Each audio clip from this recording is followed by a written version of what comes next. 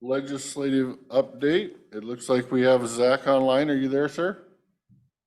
I am. How are we doing?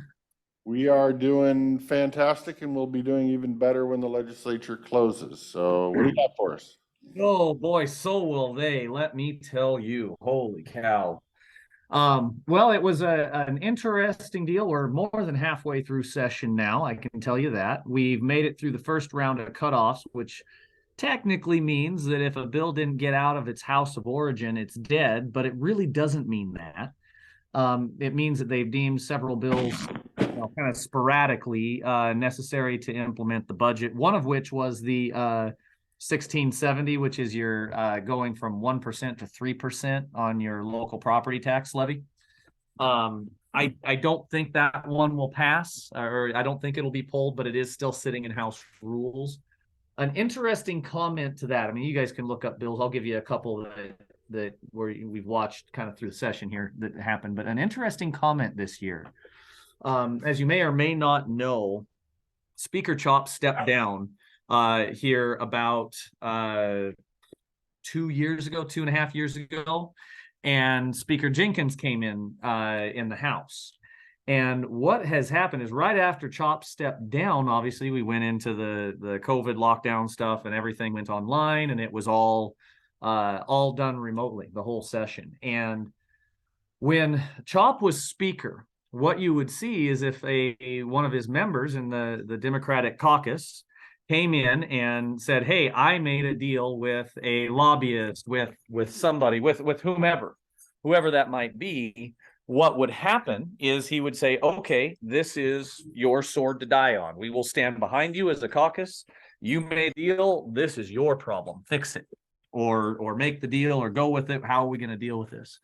Current Speaker Jenkins doesn't take that line. She's more keeping everybody on message and kind of trying to unify their party, and it's not going well. And by that I mean there are deals being made in the old way within the majority caucus in the House, and when it comes around to where the rubber meets the road, the speaker goes, "No, you didn't, because you didn't talk to us and you didn't do anything." And apparently not all the members have figured it out. And so when we came down to the end of the first House of Origin cutoff, there were all kinds of quote unquote deals falling apart, which really is making it difficult for us to have any idea what's going on, because the lobbyists and agencies and everybody on the outside who doesn't get to go into those caucus rooms, we're relying on what we're told. And when the legislators believe that there's some sort of a compromise or a deal made, we kind of rely on what they say. Then it comes out and everybody's surprised, and we're going, "Oh no, that's not good." So we just kind of learned that here last week, that's what's happening just internally. And it's very interesting. That's why we've seen some stuff that we thought wasn't going to move. Some stuff that was going to move didn't move. And it's just, it's kind of been a crazy, crazy day. One great example is their go home bill. Last Wednesday out of the House was 1240. That's the establishing firearm related safety measures to increase public safety. Basically, it's an assault weapons ban that goes super far and names a bunch of firearms. They even in the bill they put in the language hypermasculinity. It was very interesting. No matter what side of this issue you fall on, what was really interesting about it is it's a very poorly written bill. And that was kind of the Republicans' stance when they were making their amendments and making their floor speeches last Wednesday. They said, "Look, you can't put these things in bills. You can't say that. You can't write it this way. It's out of scope. It's not constitutional." I mean, just everything down the line. And the bill passed out on a party line vote and no amendments. And it went over to the Senate Law and Justice Committee. And I want to make sure I tell you that one. Yeah, Senate Law and Justice Committee. It hasn't received a hearing date, which I find very interesting. And the reason for that I think that the Republicans made some really good points. Basically, if you pass this bill in its form, it will never survive judicial review. Basically, we are going, there's nothing that we can do about it, nothing you can do about it. So the Senate, either if they pass it and the governor signs it as is, it'll go straight to the courts. If they change it and send it back to the House, based on the debate on the floor, I don't think the House is going to concur, and it may just die for lack of concurrence. It's really hard to say, but long story short, I know a lot of people in the rural areas are really worried about this bill. And I also know that right now, unless it gets changed, it will be challenged in court and most likely will be struck down. Now, the concerning part is there may be a motivation here to get it to the Supreme Court and set some sort of precedent. Who knows? We'll see kind of how that all shakes out. One of the bills that didn't pass that was deemed necessary to implement the budget was that 1670, that 1% to 3% on your local option on the property tax. 1333, which is the establishing a domestic violent extremism commission. That one died in rules, and we're probably not going to see it come back. 1720, which was the riparian restoration areas rework bill from 1215, the governor asked one. It died in rules. Now, that said, this bill is really no loss if you're doing any riparian area management, any salmon recovery, any planning with GMA, any critical area management, anything like that, voluntary stewardship. How the bill was written in 1720 with the rework was all optional. And basically, you are doing everything you would have been allowed to do or been able to do under this bill anyway. The good part about this bill was it was a really good message, I think, to the governor's office that these guys can actually, the stakeholders can actually come together and come to a consensus. And the counties are doing a really good job. And I think it really opened the eyes of the tribes as well, you know, with how much work the counties have put into salmon recovery, removing fish barriers, passage barriers, things like that. And so it was a really positive in that respect. So I think that was definitely one to look at. The other one that we were really concerned about, and I know that your sheriffs were and police chiefs were concerned about it, was 1445. That's the one that would have allowed the attorney general to investigate misconduct and basically involve the U.S. Department of Justice and everything. If your sheriff maybe said, hey, this law that you want us to enforce is unconstitutional, we're not going to do it, that would have been enough to trigger an investigation. That bill didn't pass. It died in rules, and it'll probably stay there. The other ones that were kind of interesting here, 1674, which was the one that brought higher penalties for pickups and SUVs that hit people. That one really died pretty quickly. I think the argument that was made where it's like, hey, it's already illegal to run people over in our state, and it's kind of not a good thing. And it didn't really make sense to put a higher penalty on a pickup because you're already going to get in trouble. That one didn't go anywhere, but we were a little concerned about it. The one that's still out there is 5440. This is the True Blood bill. It did pass the Senate. It's in the House. There's a hearing on it this morning in about an hour in the House Civil Rights and Judiciary Committee. There's been a lot of work done on this bill. I don't know that it's really going to impact us very much out in the rural areas. Basically, it's a pre-screening to see if someone who committed a true blood crime needs to be screened by Eastern or Western behavioral health. And so the idea is, if you have a lot of incarcerated individuals who need to be screened, this will help kind of sort it out. In the rural areas, Juliana Rowe from the Association of Counties put out basically spreadsheet showing how many individuals in each county there were in each of the county jails, and it's really in the rural areas, not hardly any. Most of them sit in Pierce, Snohomish, and King County. And those are the big, and Thurston, and those are the big areas where they want it. So this is each individual county, have your prosecutor look at it again. I would suggest it's been changed so many times. It'll probably move in some sort of a form. I don't know if they're going to change it or not. It did pass 44-5 out of the Senate. So we'll see what they do in the House. I mean, that was a pretty standard, hey, we want to move this thing. The last component that I'll mention is, as you know, next year is presidential election year. And so there's going to be a lot more people voting. And that means that a lot of these bills, if we're concerned about them, or, they're farther left leaning or farther right leaning, on the extremes one way or the other, the chances that they will come back next year and really have a hard push behind them are a lot less than what they would have a chance of passing this year. And that's because there's quite a few contested seats on both sides of the aisle for this next election. Neither of the parties in either house want to lose any seats, and so they have to take a little bit more middle road conservative line, I think, and that means that there might not be the political will in the 2024 session to push a lot of this legislation through. And that's just conjecture. I'm not saying we don't need to worry about this stuff or we don't need to keep watching.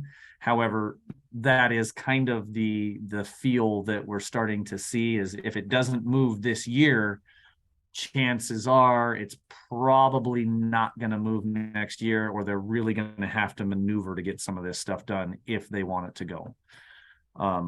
With that, do you guys have any questions for me? Any specific bills that you're watching that you wanted to know about or comment on?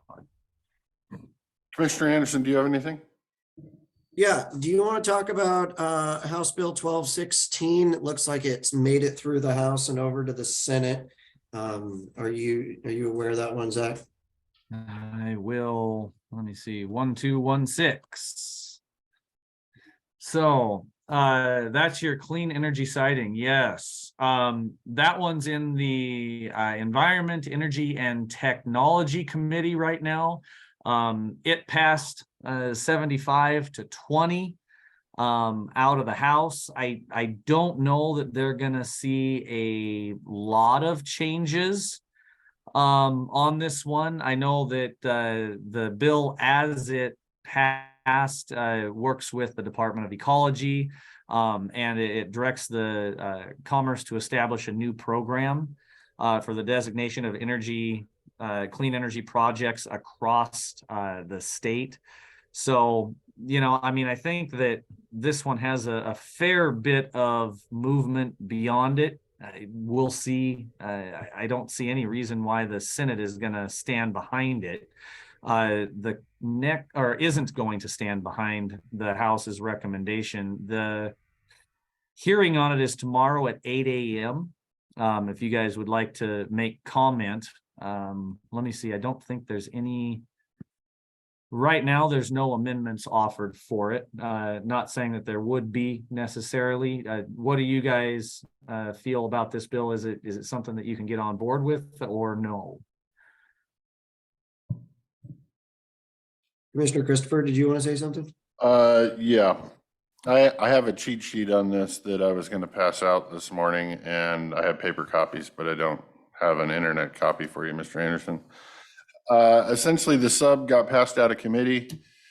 The community benefit agreement that was previously in there as a requirement in the original bill is not even a suggestion in this sub bill that was passed out.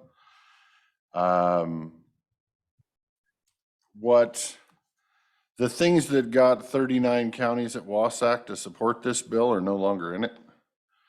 And it has been, in my opinion, overhauled by the green energy companies to be of their liking. So I am no longer in favor of this bill. In its current form anyway. What did they pull out specifically? I've been sitting here reading it most of the morning. I didn't go back and do the between what was pulled. I don't have the wordage on hand. So I would hate to testify on the record with what was pulled. The document I have was created by Wasac and distributed to the counties. And I can have staff scan that and send it over to you so you can get a better update. That would be great. Thank you. Yeah, I think one of the things that with the bill where it sits now, one of the rubs I would say is that it brings ecology into your permitting process. Very much so. And, and I think that, with the FSEC stuff, that was kind of the first rub that everybody had, is they say, okay, if you guys say, no, we don't want to permit the siting of, say, a solar farm or a wind farm or something, up on a ridge above a school or whatever it might be. The idea was that the company, the green energy company, whatever, could then go and cry to ecology or FSEC and say, hey, we want to do this anyway, and they could override your permitting authority. And that's been, I think that's what you're talking about from what I understand in reading this. They removed anything you guys could do to stop that. And it's talking about the coordination of, and I'm not an attorney. This is a very, very complicated issue. Yeah. I will follow up with the attorney at Wasac and see if I can get a little bit more in-depth kind of understanding of the changes that they made. And I definitely think this is something to bring up in the steering committee and or at the roundtable tomorrow night. Yep. Unfortunately, I won't make the steering committee because we have a budget workshop scheduled for Thursday. I'm going to try to be there at least in the roundtable Zoom. Hopefully they get that all worked out and I can do that tomorrow night. Okay. If you can't, let me know and I'll make sure that Paul or Juliana bring this up. So just keep me posted if something happens and the Zoom doesn't work. We can jump in and take care of that. Perfect. Thank you, sir. Absolutely. All right. Anything else you guys are looking at or thinking about here? They've answered. We have nothing here in the room, so. All righty. Well, thank you very much. And it's always a pleasure. Let me know if there's anything you need, and we will, I guess, maybe see you on Zoom tomorrow afternoon or tomorrow evening. Thank you, sir. All right, guys. Have a good afternoon. Yep. Bye.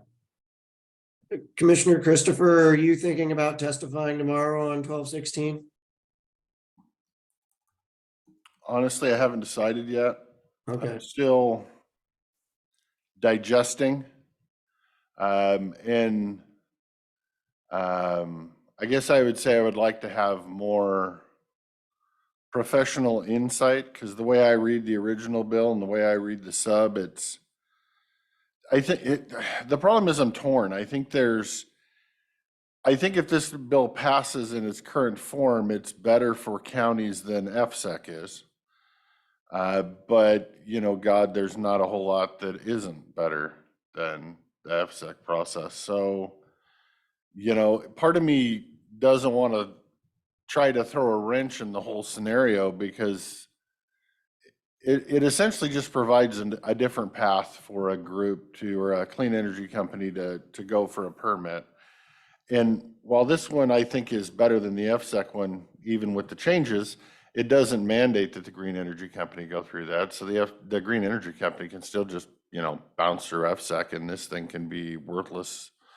I think the goal was to get this passed and then try to adjust or transform FSEC to be more like this. But this ended up getting changed dramatically enough to be more like FSEC. The one thing that I think is better in this bill is it has more tribal representation. Gives them a better voice, which, you know, sometimes on these projects, their voice is the same as our voice. So at least it ain't a Puget Sound voice. So I don't know. I don't know that I oppose it, but I don't know that I'm ready to testify opposed to it, if that explains anything. So I'm seeing, you know, there's a couple things. Number one about this bill, in essence, they're taking our idea of the energy overlay zone and they're going to make a statewide energy overlay zone. That's a programmatic, non-project specific EIS that they can then use as a baseline that is your EIS that you'll put a supplemental EIS onto. I think that's going to be difficult to do at a you know, regional basis versus, you know, a county or you know, watershed basis. But that sets the standard, the baseline. I do like sections in this bill. They're going to do a study on the rural communities and the impacts, and they have to have it done by, what was that date there? Yeah, there's good parts because December. we'll actually be doing the studies on where's a good place and where isn't. I don't think any of that's really going to affect us because we're going to be full up before they ever get those things done. So, as I said, it's better than FSEC, but I'm just disheartened that the companies were able to strip the language they were able to strip. And then the other part, you know, that really touches on us is, you know, the project's of statewide significance. And then when you're looking at the SEPA process for the clean energy facilities and the pump storage sections, I mean, it's pretty much designed pointed at Klickitat County. Yes, it is. So I said I'm torn because it could help us with things like pump storage, but it could hurt us with projects we oppose too. So, or if we chose to oppose. But are you positive that it stripped out that section on the community plans? I don't read it in the new bill, and this passed down from Wasac also confirms that it was stripped out. I mean, Wasac got a couple of things added into it to make it better. I just, when Wasac was pro on the bill, I would believe now they're going to be more of a neutral if they decide to have a revote on this tomorrow or on Thursday, which will obviously be too late for the hearing. And I don't know that it would matter anyway because the legislators tend to do what they want, not what Wasac asks them to do anyway. So I guess from my perspective, I think this is going to pass whether we like it or not. It's already passed the House. Point 8 in there says, as part of the coordinated permit process, the developer may prepare a community benefit agreement or other similar document to identify how to mitigate potential community impacts. If we're trying to make small changes, because that's all you can do after it's already passed the House of Origin, a simple change or amendment would be the developer shall prepare a community benefit agreement if they would like to use this coordinated permit process. If that's That was something, listed at number 8. yeah, it's subsection 8 of, where is it? Section 206. Section 206, subsection 8. If I plan on being there at the hearing in person tomorrow. It would be great if you guys were in agreement that that would be something that we could comment on to make a small change that might have a big impact, at least if they want to use this coordinated permit process, the shall would make sure that they have to bring us to the table. Yeah, no, I could support that testimony. Yes, that would work. I said, I think that's us in the legislature in a nutshell. We don't like most of the things they do up there, but if we can push to get one word changed here or there. I don't know that that's going to get changed because that was essentially the wording that got changed out of it. From a mandatory community benefits agreement to you probably should, but we're not going to make you. So I don't know that they're putting it back in because that's kind of the argument, but by all means, that's one of the reasons why I can't stand behind it. Well, I mean, that is the difference between the House and the Senate. You get one more crack out of it. There you go. Well, good luck with that crack. Okay. If you have other bills and legislation we want to chat about, shall we do it before lunch? Yeah, if we have time, we can do Okay. it then. And then if there's anything you want me to testify while I'm up here, let me know. Thanks, sir. Good morning. It ran away from me. Okay. Okay. Okay. So you just want to sign on it?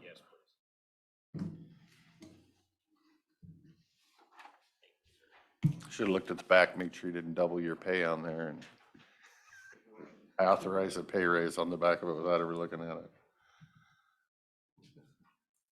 All righty, now that we got all that fun legislative stuff done, do we get to start 3 minutes early? Are we allowed to do that?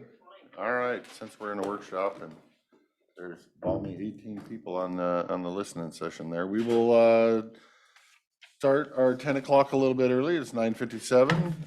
We'll go with the active intern director of Public Works, Jeff Hunter, and acting intern public engineer, Seth Scroller, for department update of Public Works. Okay, we have a few things on your consent agenda today. One is our requirement to publish notice for planned county force work, for what we actually used for county force work in 2022. That is a WAC requirement. We have to do that twice a year. We also have reimbursable agreement between Klickitat County and the city of White Salmon. Provides us services and materials, also gives us the ability to work on their grant, do the work for the grant. We have concurrence to award the asphalt bid. And surprisingly, one of the first things that has actually went down, it's $20 a ton less this year than it was last year. Incredible. I was shocked. I still am shocked. But actually, the two bidders that were close were both the same price. The difference was delivery, just because of the location and where the work is. But so that's good news. We were actually $20 a ton lower on our liquid asphalt price. That will also help us on Courtney because the prices on that have dropped also.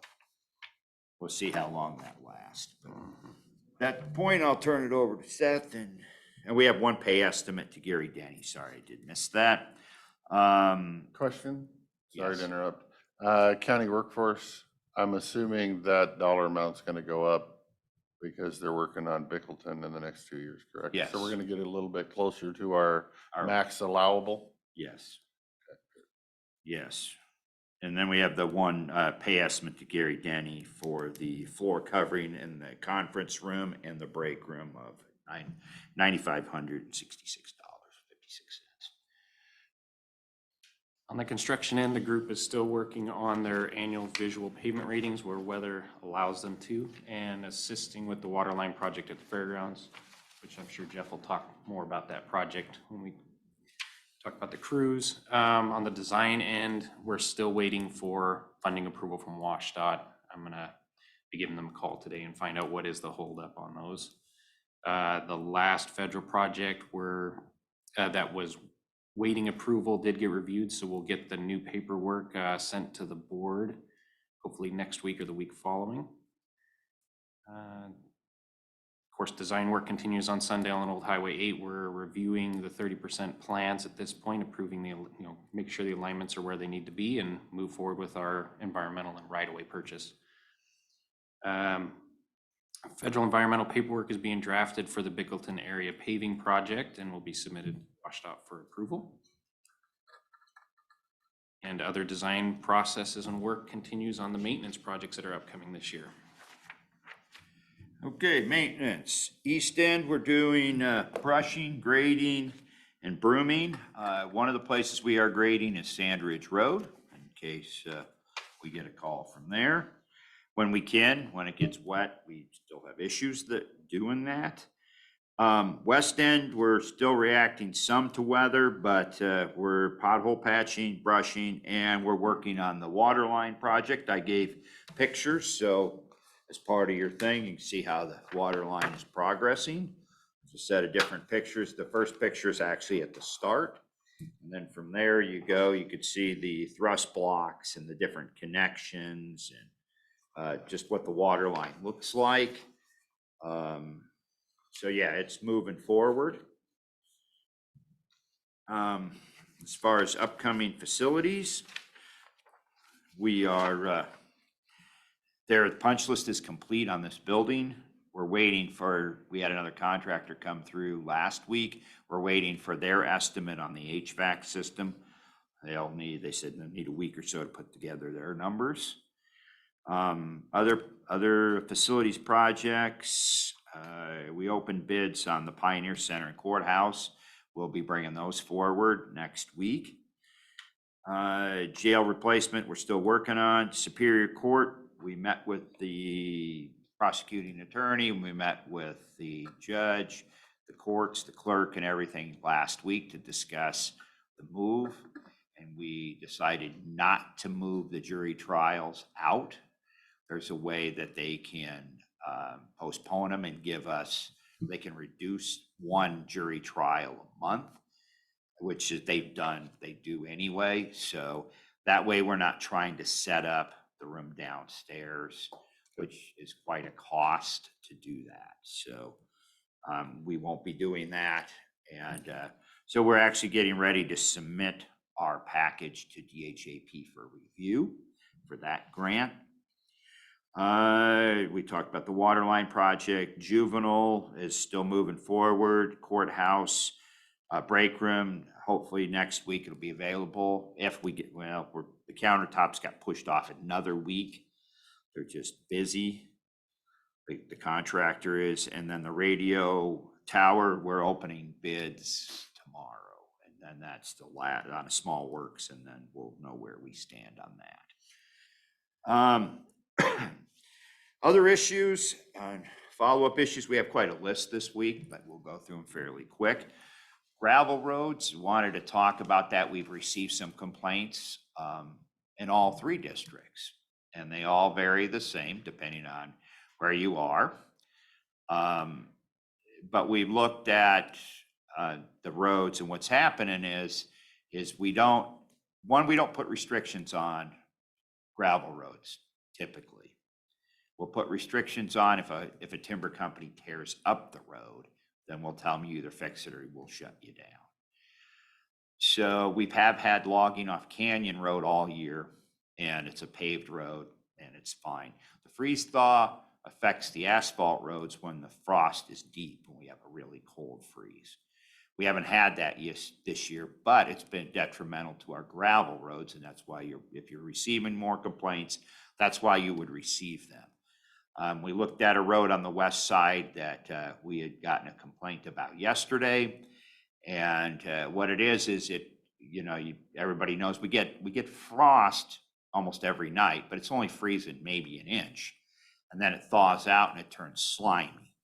Well, that's what we're having on those roads, or on some roads.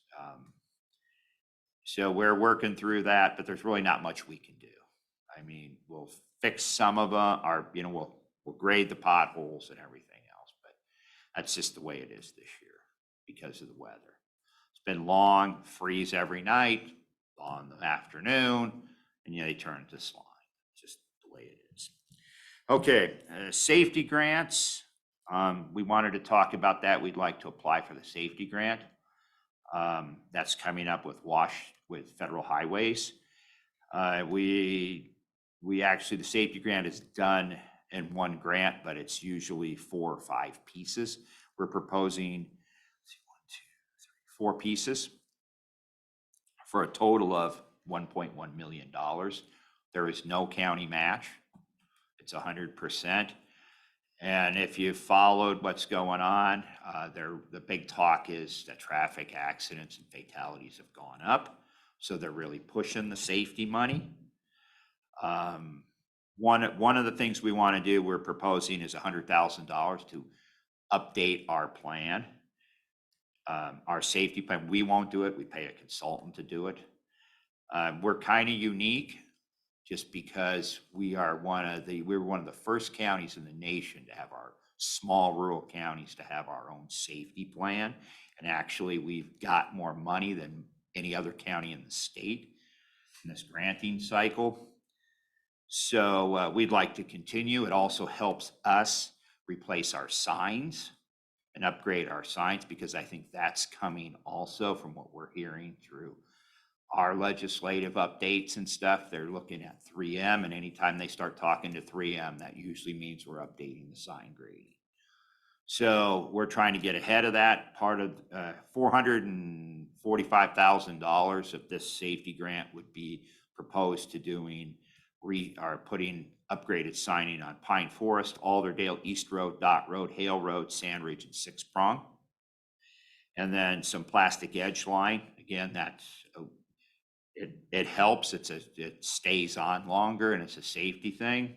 But it also helps with our maintenance because we pay, then we don't have to do it.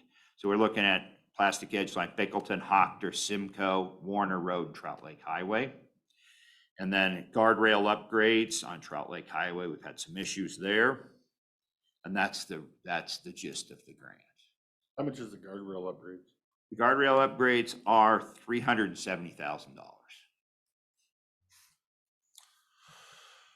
No, I'm in approval of it, so I don't know where my seatmates stand, if they would like to weigh in on applying for this grant. Sounds good. Sounds like you need it. I'm in favor. There you go. And I apologize for stepping in last week, but I do want to thank the board for supporting us.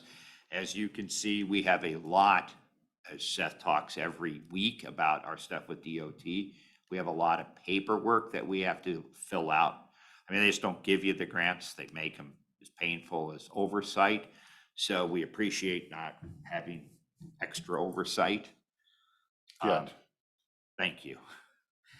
The sidewalk grant, we looked at that again, and our recommendation is we're about $700,000 to do the piece on at the fairgrounds as a potential, which means we would have to come up with the additional 300,000 or better.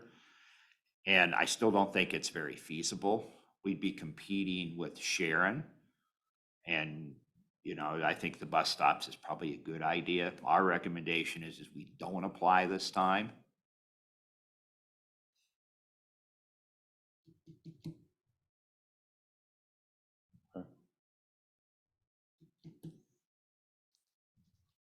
And let Sharon go ahead and apply, because then we compete directly with Sharon for her bus stops.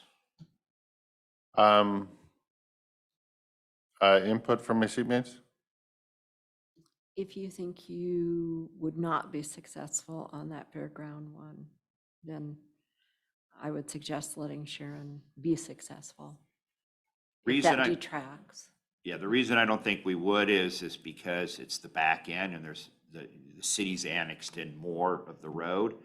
Since the last time we applied, and we weren't successful then, because they gave us, you got a huge chunk in the middle that doesn't have any sidewalk.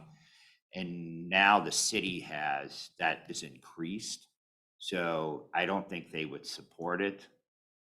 They like, the connectivity is the number one scoring thing when you're talking about sidewalks. Any talk to the city on whether they're applying for a chunk of this or not? I'm gonna guess no, I'm gonna guess no too, because but I don't think they attend. They don't even attend these, that city doesn't. White Salmon's usually represented, and I think Bingen is too, but Goldendale's never really been part of RTC, even though they should be.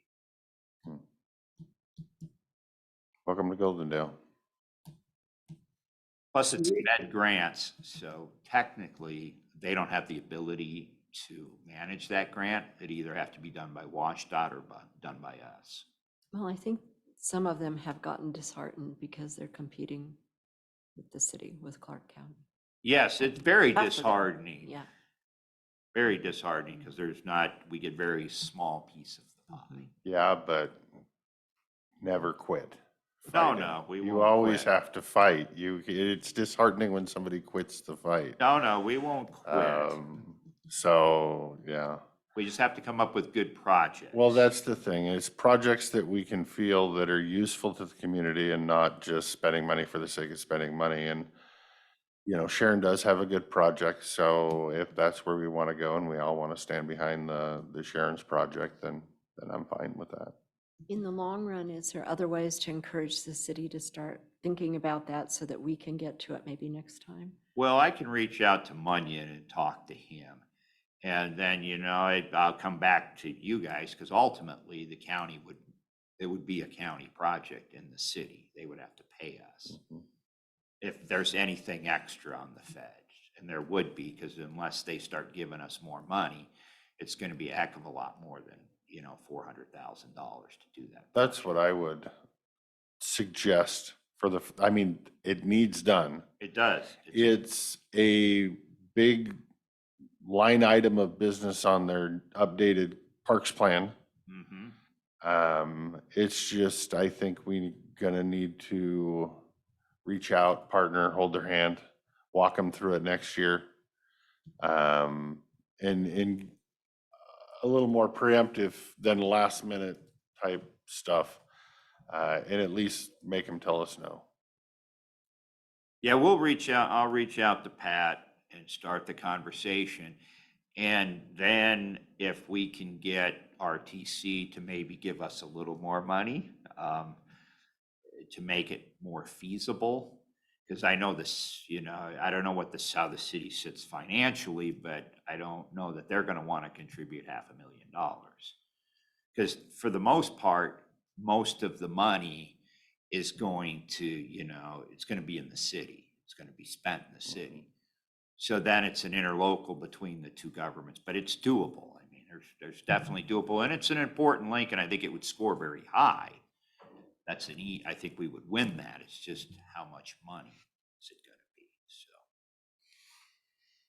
And they have done partial awards in the past where we applied for a project like the Klickitat Trail. We applied for the full amount, and they only gave us a portion of it, and ended up that just to get that federal amount and the paperwork required to do it, we'd only be paying our staff time to fill out the paperwork. So we actually gave the money back. We gave it back. We didn't want, the federal brings in a lot of ties. You can't use your own crews. You have to bid the project. So there's a lot of extra ties when you bring federal money. Okay, Dowsport Internet. This is kind of a Wi-Fi thing. They kind of mentioned it when we were all down there talking to them, and then I heard from them again. I said, well, I'll talk to the board, but I said, technically, what would probably end up happening, best case scenario would be, I personally don't have time to research it now, but they said, I could talk to the board, we could add it for a project next year. I'll get their feel. Maybe they want to do it quicker, but I haven't had a chance to check one. It isn't just the cost of putting it in, it's the cost of paying for it monthly. Yeah. Because it's an internet service. Right. Yeah, I've heard from almost every group that uses it repeatedly since the day I took office, and honestly before that. that I do think it's something that we should at least look into. At least know what we're talking about monthly and then decide whether we want to make that change and then obviously put it in the budget for next year, not this year. Yeah, I realize it's, going to cost us $100 a month for service. If we need to charge them an extra $5 or $10 for a user agreement or something to cover part of that, then, it is what it is. For some of us that are not technologically challenged too bad, we can turn on our phone's hotspot and still run our laptop, but not every user of that building. Yeah, that's my take on it anyway.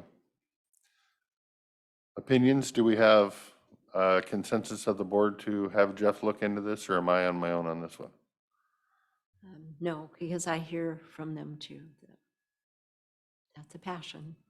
One thing to look into is see if you might be able to pull over Wi-Fi off of Dallasport Water District.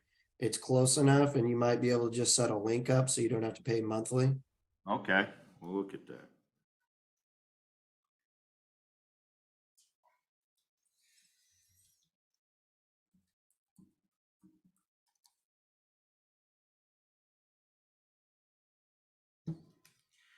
Okay, FSAC.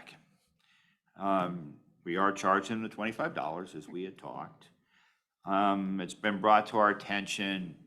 They were meeting with them Friday. They're doing a walkthrough.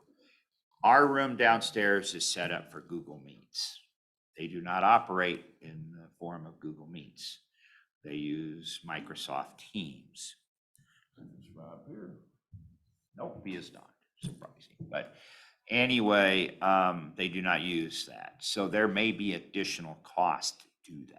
I don't know what that cost is going to be. Randy is going to be there. I guess I'm just looking for direction. That would be a cost we would pass on to FSAC, or would that be a cost that the county would absorb because it's their meeting room? Well, I'm not absorbing any costs for Okay. FSAC. Whether the board does or not, that's a different decision. Part of me doesn't even want to allow them to use the room. Go find your own room, go find a bigger space. But that's just me. I would pass the cost to them if it has to be Okay. something different. I think Okay. we would anybody. Right, I'm just looking for direction, just to. I think we should be able to do it without incurring any cost, for certain. And Okay. I don't mind, I don't have a problem with them using the room. That's what this new building is for. It's a public meeting. That's the whole point. I just don't think the room's big enough. But I definitely want to, if IT's has to do work, I want them to keep track of their staff time, and our taxpayers should not be paying to facilitate the state, essentially. So that's what I want to make sure of. We're job costing all of our pieces out. Okay, that's what we were looking, that's what I was looking to find out, because we had told them when we first talked to them, look, all we have is Google Meets. That's how the room's wired. I don't have the additional software in there. And they asked, can you do it? And I said, well, let's talk about it on Friday. But so I just wanted to get with you guys, so we got direction, we'll move forward. If it needs to be Teams or whatever venue they want, they can pay for it. Okay, DNR fire reduction work. They come to us pretty much every year now, especially now that legislature's given them a lot of money for fire reduction. And they've talked to us about the right of way in the past, and they want to do corridors. So it really isn't too much in our right of way. They want to do 14, they want to do 141. That has nothing to do with us. However, we own property. One of the places they want to do fire reduction is directly across from the bridge off of 14. That is county property. They have to get permission from the county to be able to do that. So I don't know how this board feels about that. So I guess that's what I'm trying to find out. Good question. How does the board feel? What do my teammates feel? I'm fine with it, but I got no issues. No, no cost to us. No, they do it. They come in, they do everything. Okay. So I'll tell them it's Good. okay then. Okay, the last thing I have is the Klickitat mill site. I gave you another that I gave you before. And if you have any questions, I know we gave the tour to each person. So I have maps for, the same map I gave you when we did the walkthrough. I don't know if there's, we met with each individual. If anybody else had any questions, I'll give you the opportunity we can answer. no, and we did the walkthrough, but we haven't, as a board, had a discussion of what we want to do with it, or where we want to go from here. And I don't know if the board would like to, schedule that and put it on our agenda, for a Tuesday or a Thursday. I don't mind either one. And just literally set aside time to have the discussion on where we want to go from here on the mill site. That sounds good. Put it on. I think we should have a discussion. I have a question. The colored checkers, Uh-huh. what are the differences? It's just the way they filled them in, Okay, essentially, is. doesn't have much to do with, No, Okay. it doesn't really have much to do with Okay. anything. It just shows that there was a building there and you really can't see it on the you can kind of see the remnants of the buildings, and the clear, they just kind of filled that in to Okay. kind of. okay. And I'm fine putting it on as a workshop to start with, so we can start getting closer to decision. Okay, we got that? Yep. Yeah, but we had time today to start the discussion. Oh, you want to discuss it today? That's why we extended Okay. more time for Oh, today. okay. Oh, didn't know that. We will add it to a workshop. We can, I guess we Might got get through it. 8 minutes before our next one. Sure. Does anybody want to go first on this one? I'd love to hear what Lori thinks it's her backyard. You want to go first on this one? I had not been down there for quite a long time, and so memory doesn't serve you so well sometimes.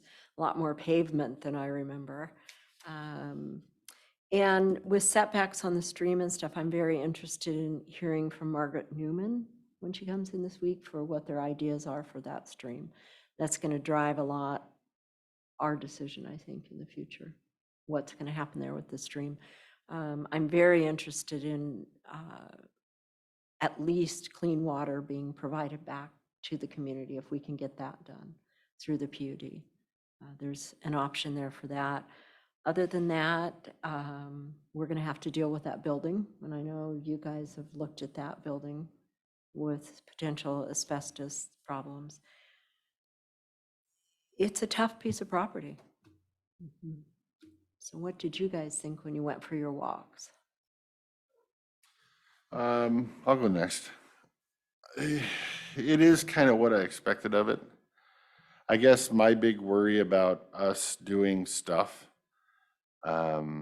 is right now you get a clean bill of health. If we decide to, put a post hole in or something, who knows what they find in the hole, which was my concern when we allowed them to go poke holes in the dirt for their stream monitoring or whatever they were doing. Anything anybody finds on that property while we're holding it in escrow, you might say, becomes our problem.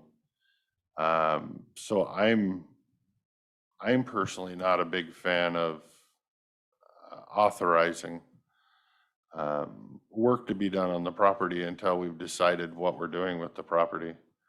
Are we owning it? Are we not owning it?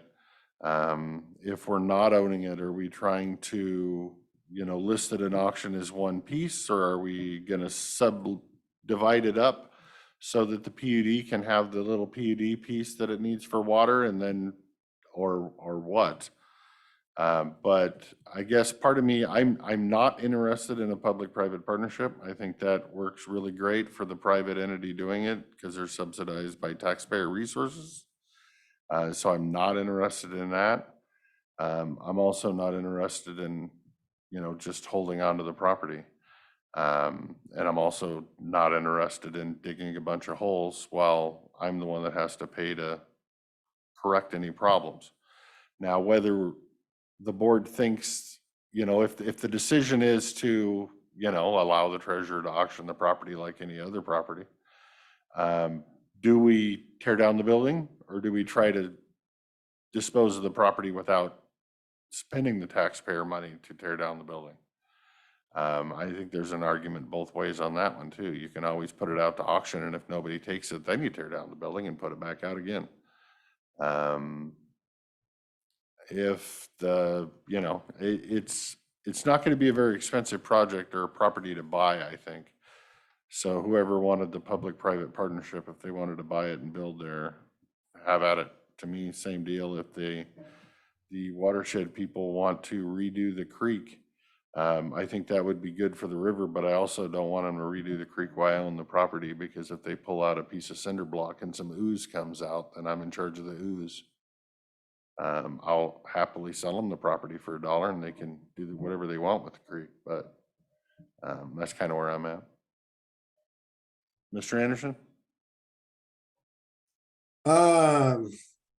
There was quite a bit there. We have made changes to that property while it has been in our ownership. When you look at that section of stream that was pretty much rewilded back in the day, we've done that, so I'm not worried about going further south to do that again. I think our goal is to have a plan in place by the time the Margaret Newman and the tribe came forward with their idea of what should be used. I think it's also good to note that this is one of the few industrial parcels left in Klickitat County, especially in this area. And so that should have the community's decision on what they want to see there. I don't like, giving one of the last industrial parcels that has the potential for economic development in the community of Klickitat to just give that over to the tribe or fisheries so they can re-floodplain that area without finding a commiserate amount of other industrial ground. I don't mind. I mean, you call it a public-private partnership. I would call you're just asking for a request for projects of what people would want to do there. In essence, a lease, and that would give the county some say over what gets done there. This is a blight on the community. It's been a blight on the community that's affected the community for 20 years. My goal would be is to get that cleaned up or useful or turned into something useful sooner rather than later. And I'm looking at the property down there. It looks like there's a right of way that goes through the center of it, and probably some of that wellhead stuff is also within that right of way, I'm guessing. But if the PUD wants that parcel or piece of that parcel, I don't think we need to do a subdivide it in order to do that, because there's a right of way going through the center of it. I think that, in the end though, I'd love to see something being done there sooner rather than later. And if we want to just sell it off so that somebody else can buy it and hold on to it for the next 30 years and leave it a blight, I think we'd be doing a disservice to the community. I also would like to see the community get something out of it, but looking at it on the ground, talking with Jeff, there's probably just a couple of, or one parcel along that one kind of southern edge that is along Jerky Road there, as you enter it, where the gates and stuff are, that would be a fairly easy, I think it's far enough away from the creek. There isn't a lot of overlay of cement at that point. And I think if we could take a look at that and devise out what could be done, and then I don't know the process going forward to get people to submit ideas of what could be done there. We might want to come up with a way to get more ideas in. I know Mary Hanlon had done a really extensive plan that covered the whole valley. Put her heart into it and really came up with some ideas, but looking at it on the ground and on the maps, there's going to be a lot of no's in the plan she came up with that it wouldn't be possible because of the overlay of the cement and because of the setbacks on the creek. There's just a lot of permit things there that would probably be a problem for her plan. Something smaller, something wonderful that would fit in that one area down by Durkee Road would be great. And then the clean water. Right, that's, I guess, what my worry is with going out to more public input on what we do with the property, because, you know, public input is fine, but you gotta have realities. And I don't see proposals for, you know, $4 million swimming pools and, you know, I guess if you go into that, what is your proposal with the property without asking the county for 1 red cent? You know, maybe they get to a proposal that's not fluffy bunnies and unicorns. But to just give a community false hope with all these pipe dream projects that I don't see ever getting funded by this board or any future board. And then you have angry community because they didn't get their $4 million swimming pool that they thought they were going to get. I don't see how that's a useful strategy moving forward, because whoever, I mean, whether we sell the property to somebody or whether we lease the property to somebody, whatever's getting done on the property should be done by whoever's doing it. I'm not a big fan of using taxpayer money to whatever, build an RV park so that somebody can make a profit off of the taxpayers' building of an RV park. So whether they buy the property for $1 or not, I don't understand why the county would need to own it unless the county was using taxpayer money to rebuild it so that somebody else can make a profit. And if that's what it is, then just sell that to the people. Because it's their tax money that are gonna have to get spent doing it. I just don't like the, you know, let's go out and ask the community, because you're gonna get 12 different answers and you're gonna end up with a $4 million swimming pool, a childcare facility, a dog shelter, and every other pipe dream that's out there that can't be funded. Well, and any development is more than likely going to be conditioned on that water, whatever the PUD can come up with. We really have a lack of available water down there. So maybe a phase thing might work. Look at the PUD and the possibility of clean water for that community would be my priority. And then after that, if we could think about doing something with that triangular area down in the bottom, it's big enough for like a row of storefronts or townhouses. It's a big enough piece. Something could be put in there. If not, at least revitalize it so its appearance when you drive through town isn't what it is now. That was kind of my thinking, is if you take this big old chunk of Klickitat County and split it, you might not end up with a blight that sits there for 30 years, because somebody might actually buy that front section and put some storefront or something in there, and that will at least hide the concrete that's behind it. And then you might have that other landowner buy that section. And so that's kind of what I was thinking of, splitting it into pieces and the PUD getting a little piece, and then you might get somebody invest in that upper part, because then they also don't have all the liability of whatever's under the concrete. I just know I don't want to own, as a county, want to own what's under the concrete for the rest of my life, so.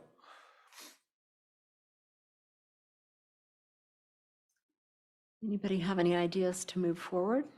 I would definitely say first step is figuring out the PUD piece and what do they need to make that at least continued on their future plans. If they're fine with just having the easement there and they're good to go, or do they need an actual piece stripped off of there?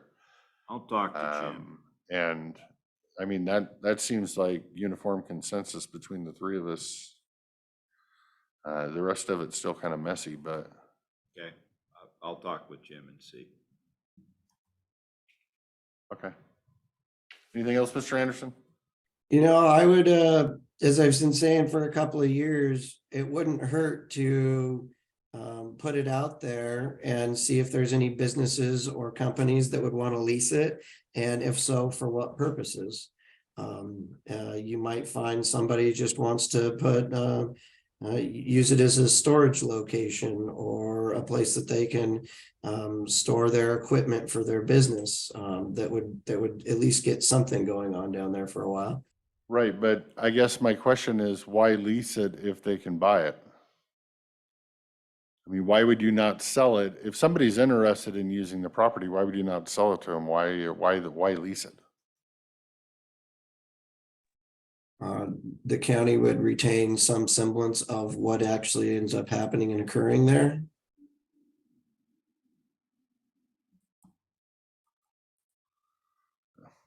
Okay. All right, I think you have next step anyway. The Okay, next step yeah, after that's that is all. still Yeah. confusing, but We have some direction, so That's a big step. that's all we have. okay. Anything else for Public Works? I hear none. Thank you, gentlemen. Okay.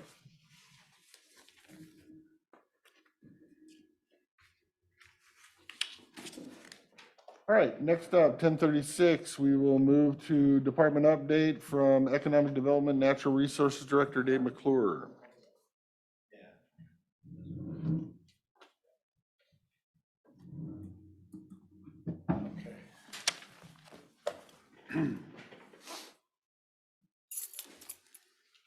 Want to continue right off on the mill site since we're already talking on mill site?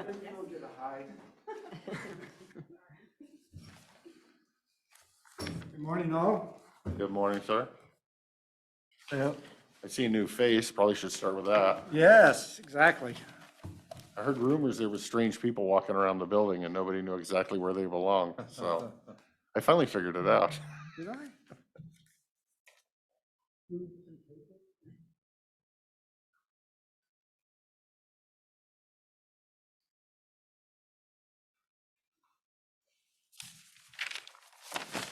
Oh, great. All right, my notes are on my desk, so we'll just wing it here.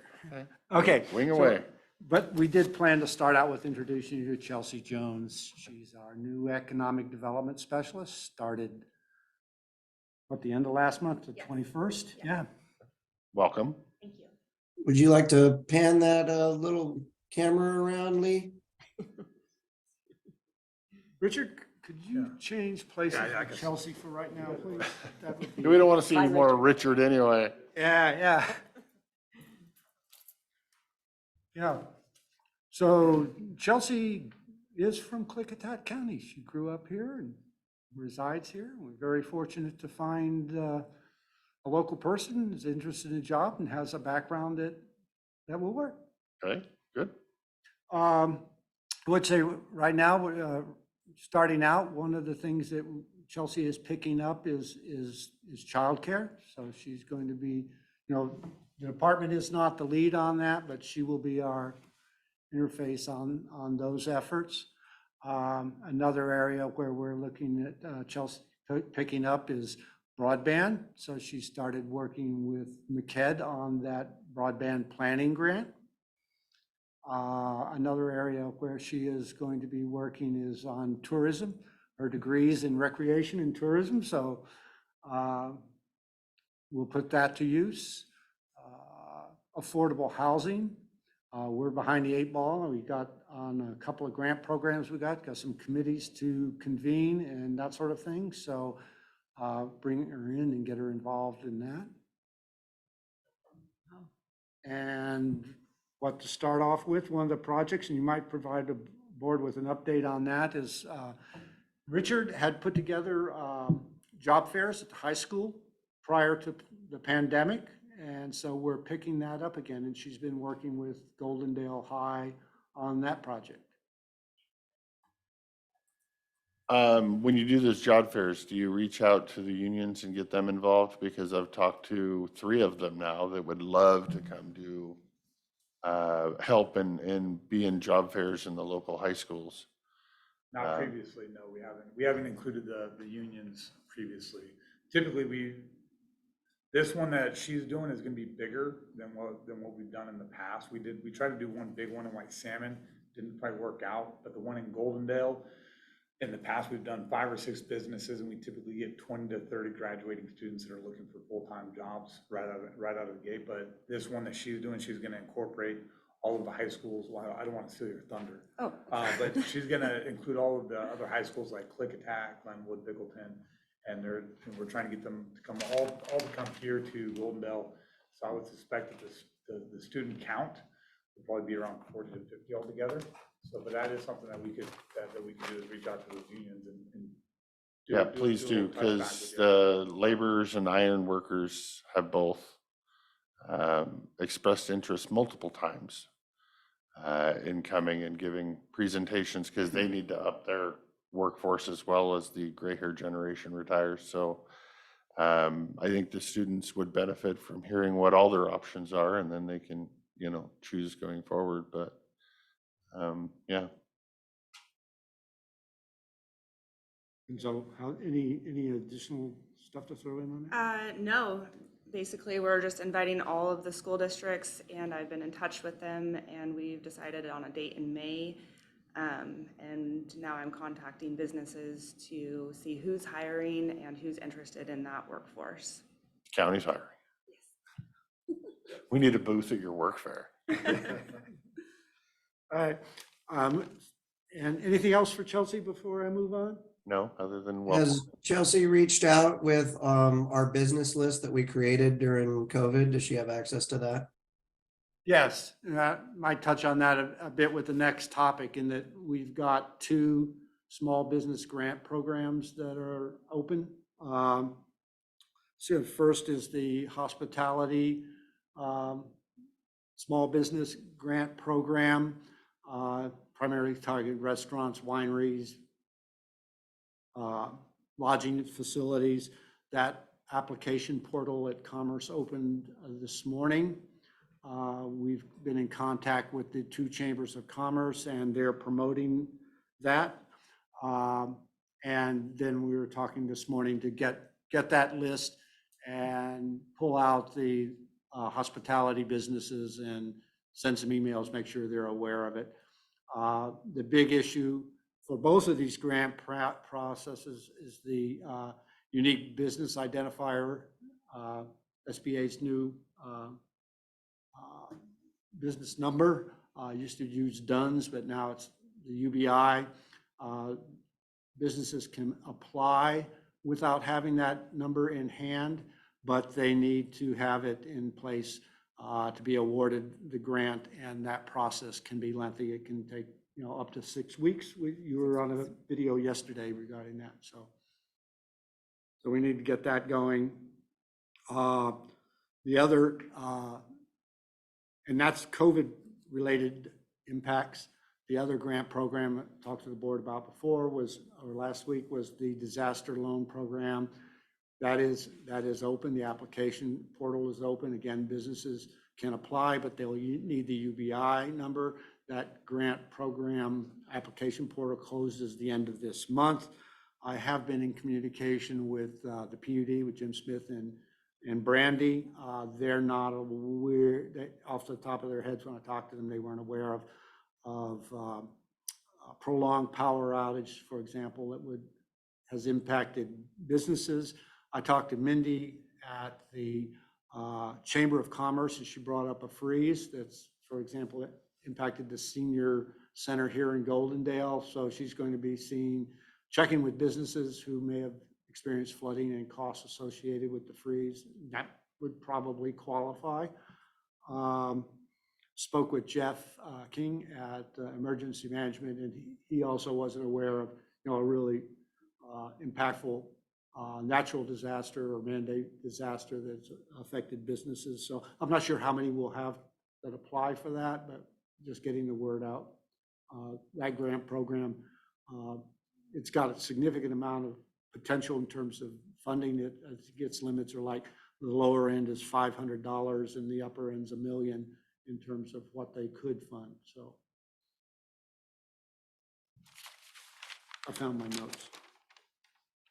And maybe, Richard, you want to provide up some updates on? It's, so kind of going down the line, we were able to put in a CDS request, community directed spending request, through Patty Murray's office. That was a few weeks of being in a bit of a rat race to get that in on time. Big thank you to Commissioner Anderson for taking some time to help me out on that and attending some meetings that were very, very last minute and very impromptu, with some members of Senator Patty Murray's office. We ended up getting 18 letters of support for that project.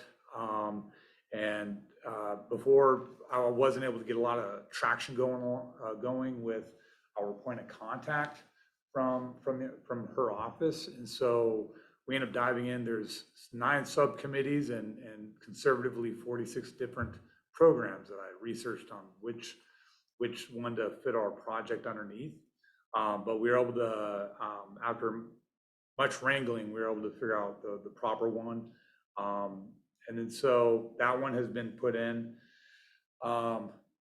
Regardless, I would say that the program that we put it in, which was Aid for Grants for the airport, it is very, very competitive for the county, very competitive nationwide for that. And so we are looking at reaching out to CARB, the Community Aviation Revitalization Board, potentially doing the architectural and engineering portion, and maybe using that as a grant match for another request from the Investment Review Committee from the federal EDA. So that's kind of my plan B that I'm going to start pursuing here in the next week or two. And then moving forward from there, and that's just to cover our bases. If we end up getting the CDS request, which we should know, I believe in August or September, then I can stop pursuing the CARB, but I'd rather get ahead on the CARB on the plan B, just in case plan A doesn't filter out.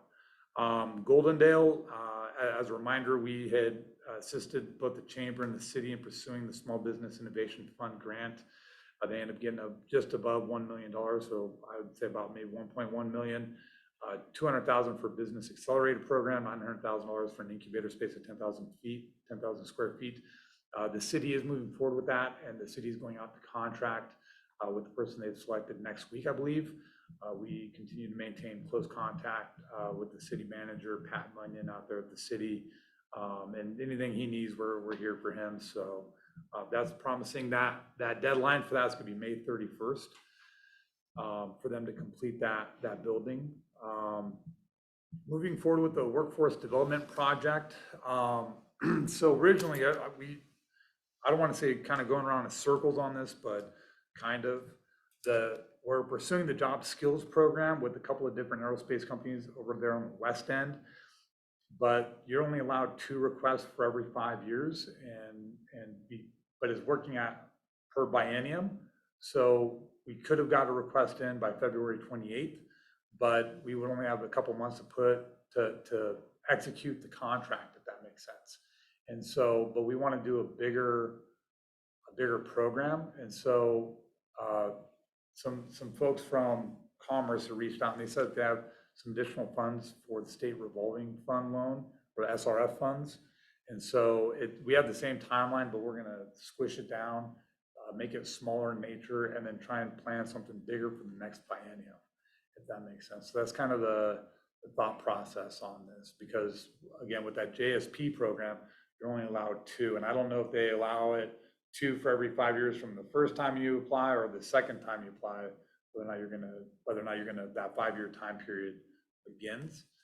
And so we want to, because there's more dollars associated with that, we're going to try and do something bigger, incorporating more companies with that once the next biennium hits. So, and then the next business retention and expansion program that just came out is the Scale Up program. This is something that we've done in the past and we've partnered up with. Thurston County does it, but the Scale Up program, basically they're doing 2 spring cohorts. Is for businesses that are already well established, so it's not meant for startups or businesses that are 2 to 3 years old, so to speak. Is meant for companies that are trying to expand and trying to basically increase their bottom line. To sum it up, I would say it's a type of business consulting that Thurston County EDC is doing. We partnered up with them in the past numerous times, and everything we send them, Commerce recognizes them as being Klickitat County businesses, if that makes sense. So we're going to try and basically bridge that. And that's funded, Commerce is funding that, or at least in part, Yeah. and the cost of businesses is zero, correct? Yeah, the cost of businesses is zero. We have some draft promotional items if you guys would like to see them. If not, that's okay too. I'll take that as a no. Okay. And then the Klickitat County Child Care Committee on February 23rd, they had a screening and kind of a meetup here in Goldendale at the library called Saving of America. And it basically was a big documentary on the impacts of childcare on communities and what happens if there's a lack of that. And they had some different solutions that different communities had come up with. City council member from Goldendale had shown up too, so that was promising for us in that regard. Dave Jones. Yep, Dave Jones has shown up. And so, we just continued the discussion, if that makes sense. And then the last thing I had on here, outside of the, we have the WSU grant that she's taken over. And I am going to be reaching out to a gentleman, Dan Spots, later this afternoon about another broadband grant, potentially for the Snowden area. And the last thing I had on my list was just the Klickitat mill site, but we already went through that. So. What's the broadband grant for the Snowden area? I'm gonna have to ask for some assistance from Commissioner I Anderson. expected that much. Do you remember what that grant was about? I remember it was a separate state grant, if I remember correctly. Yeah, it's the same kind of thing that that McKed's gonna do for design and planning grant. And it would be more specifically associated with the Snowden area if we can get it to go through. Well, I guess that brings up my question on why is it for the Snowden area and not some other area in the county? I don't remember a board directive going for such a thing is my question. That's what they're interested in. The Snowden area people are interested in it. And now that we've got a new person to work on broadband, maybe they can find other places in the area that would be interested.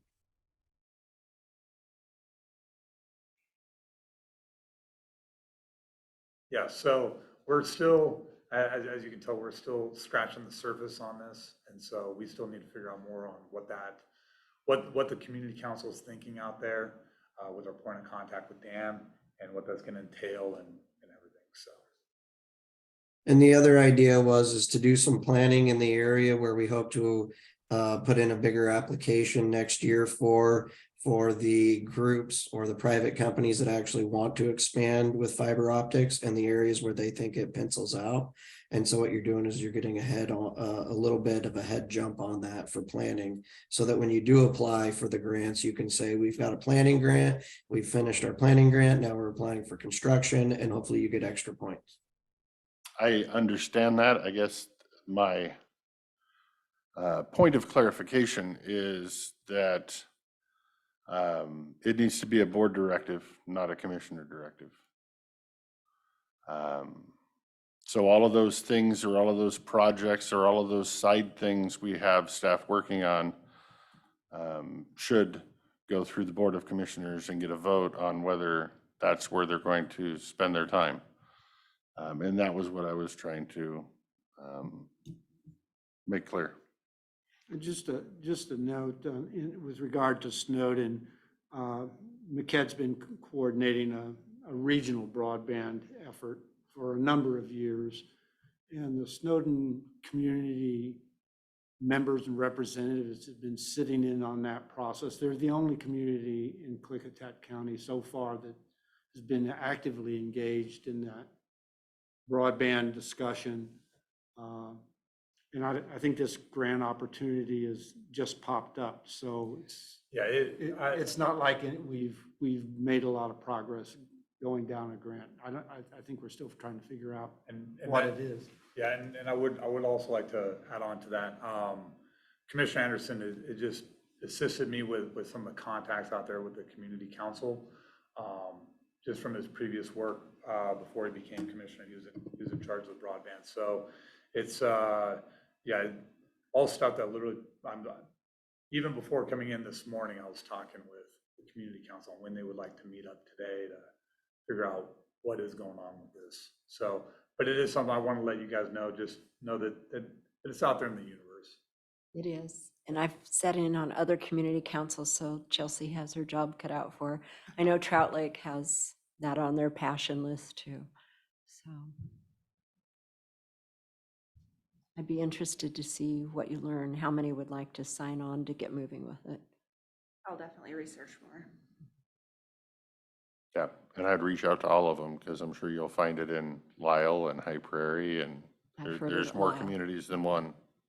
Mhm. So if we can get it all the way out to, as I've always said, mile marker 7 on Pickleton Highway, specifically where I live, then it's, I think the county would be all right, so. Are you on that community council? No. Well, I'm in some of the Facebook groups, but it's, Okay. We have lots of communities that do not have a community. That's the council. kicker. That's true. That's true. I said you get to District 3 and you have Goldendale City Council, period, end of story. There's no other community councils. There's no. So they cannot Centerville be doesn't have a forgotten community is my council? point. What's that? Centerville don't have a community council? No, they have a mayor, but it's not really a mayor. It's an honorary title. But that's my point, is just because one community has a community council doesn't mean they should get more than a community that doesn't. So I want to make sure every community is heard, every community is treated the same. From a planning perspective, Commissioner Christopher, one of the reasons that the Snowdenites and the Appleton people have always been so engaged with broadband is because they have so many trees. And so it's difficult to get satellite internet, whether Starlink or HughesNet or anything. And they also don't have very good cell coverage, where a lot of other places you've still got options, whether it's a hotspot link or whatever else.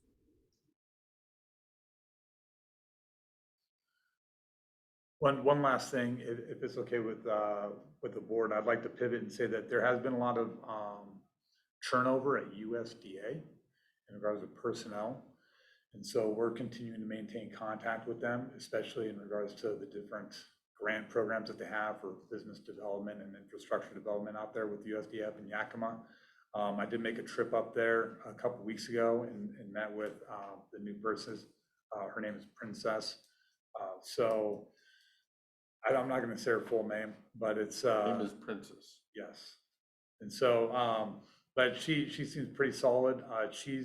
Marty, she's covered us with all of our water systems and wastewater systems, and she still does. But they've got a lot of turnover up there with the USDA. So we're continuing to maintain good contact with them. And that's pretty much all I've got. Okay.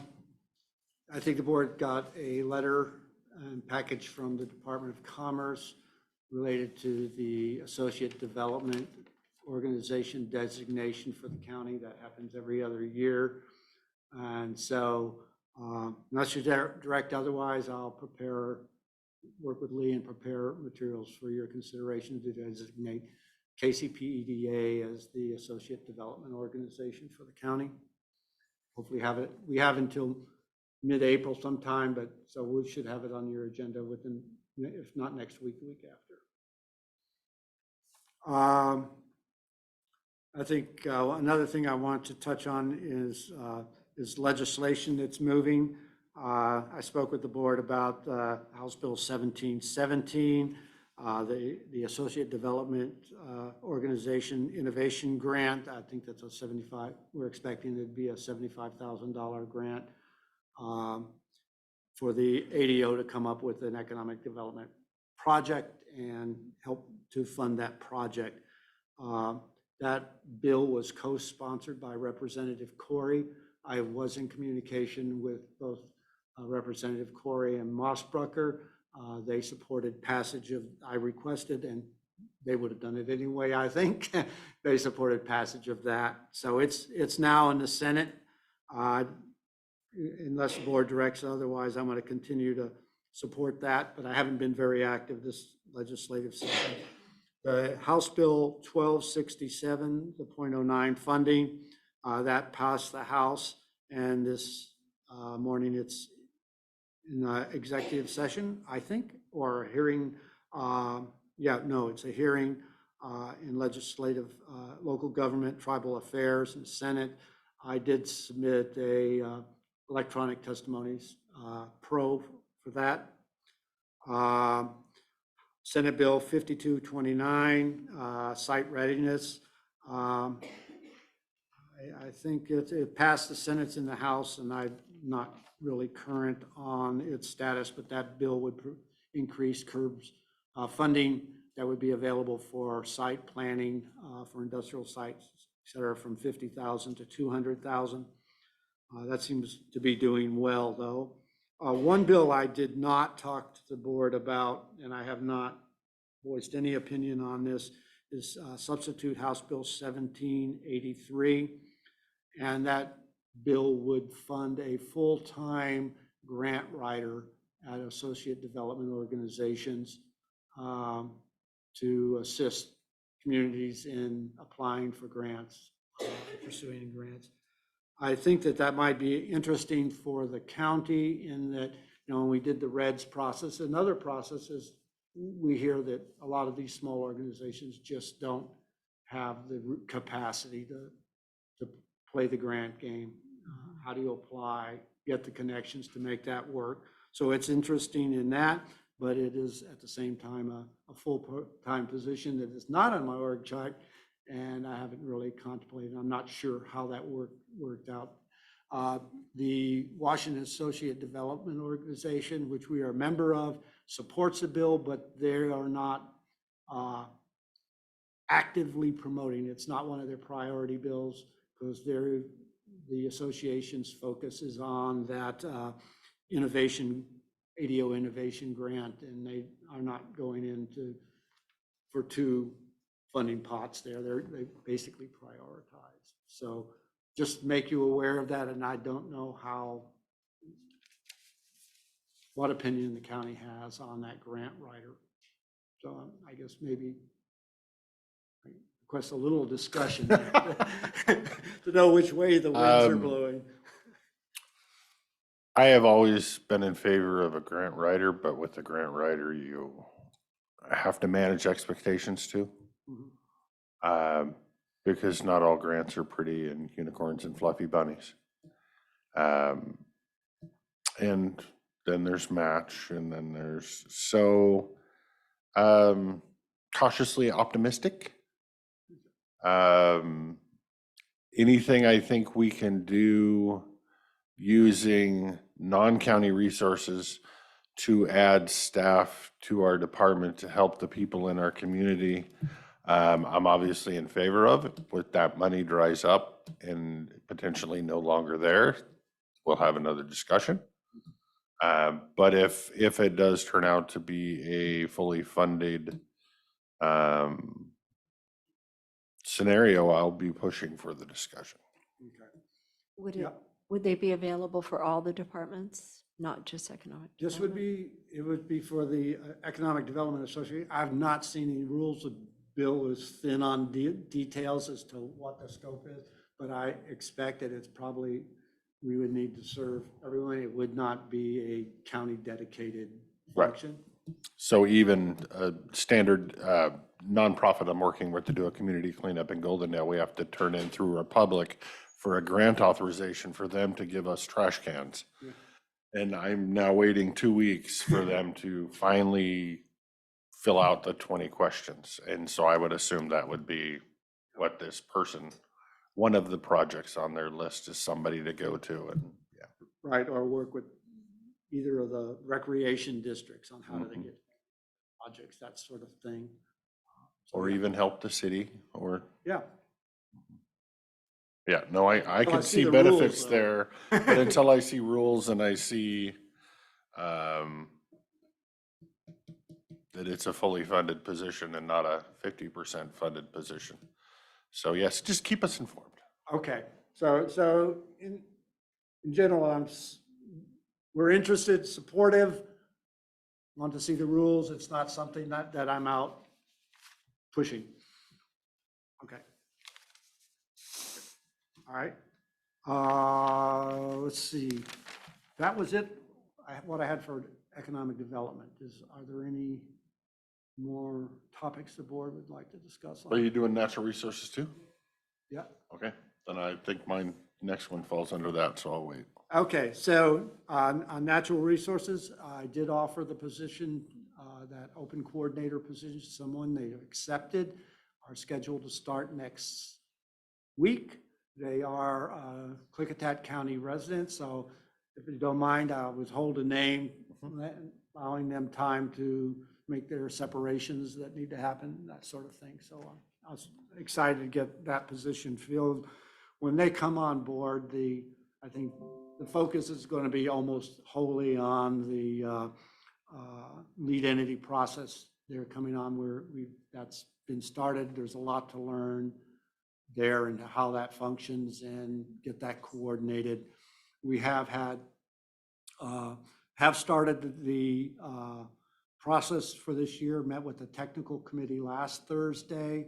We'll meet with the Citizens Review Committee this coming Thursday. I think we mentioned before, we've got approximately expecting about $1 million to be available for salmon recovery projects. We won't have a solid number till probably around May as to what is actually going to be available. We've got a few projects. I'm expecting a project from the Yakima Nation for a floodplain enhancement project or a restoration project up on within the reservation. We'll likely see one from the Yakima Nation relative to a project, another floodplain project in Swale Creek Basin, the lower end of Swale Creek. And Columbia Land Trust has a project up in Rattlesnake Creek Basin in the white salmon that they're planning to submit. So, Is that an acquisition? no, I think it's floodplain. So it's just starting out. So that's it on the lead entity and the new person. For the Switzler Canyon water storage project, the letters the board has signed are still being in process, being signed by Benton County and Department of Ecology, and they'll be sending those out. But I understand the board may want additional information. It's been a long time since I've talked to the board about providing any kind of in-depth explanation of what the project is and where it's going. And At some point, and What I about a don't know if workshop? that's today because we're already kind of over. I think it would behoove the board to have a workshop with each department and get a full-on update with what are you doing, where are you going, where's every project, what's its history, what's its future, to get everybody in the same loop. Especially, I mean, there's things I don't know about it and other people are new, so. Yeah. We scheduled the workshop for that. Just for that, for our April? Okay. yeah, we've got, yeah. Okay. Yeah, so, well, just a second, please. I thought we talked a little bit about the workshop on Switzler and maybe getting my schedule and the board schedule lined up. We may be out to May 25. Was that the date? So that's tentatively, and I invite our contractor down to help with that so that we can get in the weeds if the board wants to on what that project's doing. It's been a process that, gosh, it's almost 20 years and sort of developing what that is. It's been a long slog, and it's a good time to have a board update because I'm expecting a grant amendment to that and talk to you before that, did you? Okay. Another thing that has popped up is the Bureau of Land Management. They're doing an environmental impact statement for their solar policies, solar leasing policies. And I believe the county's received an invitation to participate as a cooperating agency. Talked to the chairman last week. We've requested, Leah's requested additional time, so the board has got a week to decide whether you want the county to participate at that level. So I guess I'm asking, do we want to discuss that a bit now so that?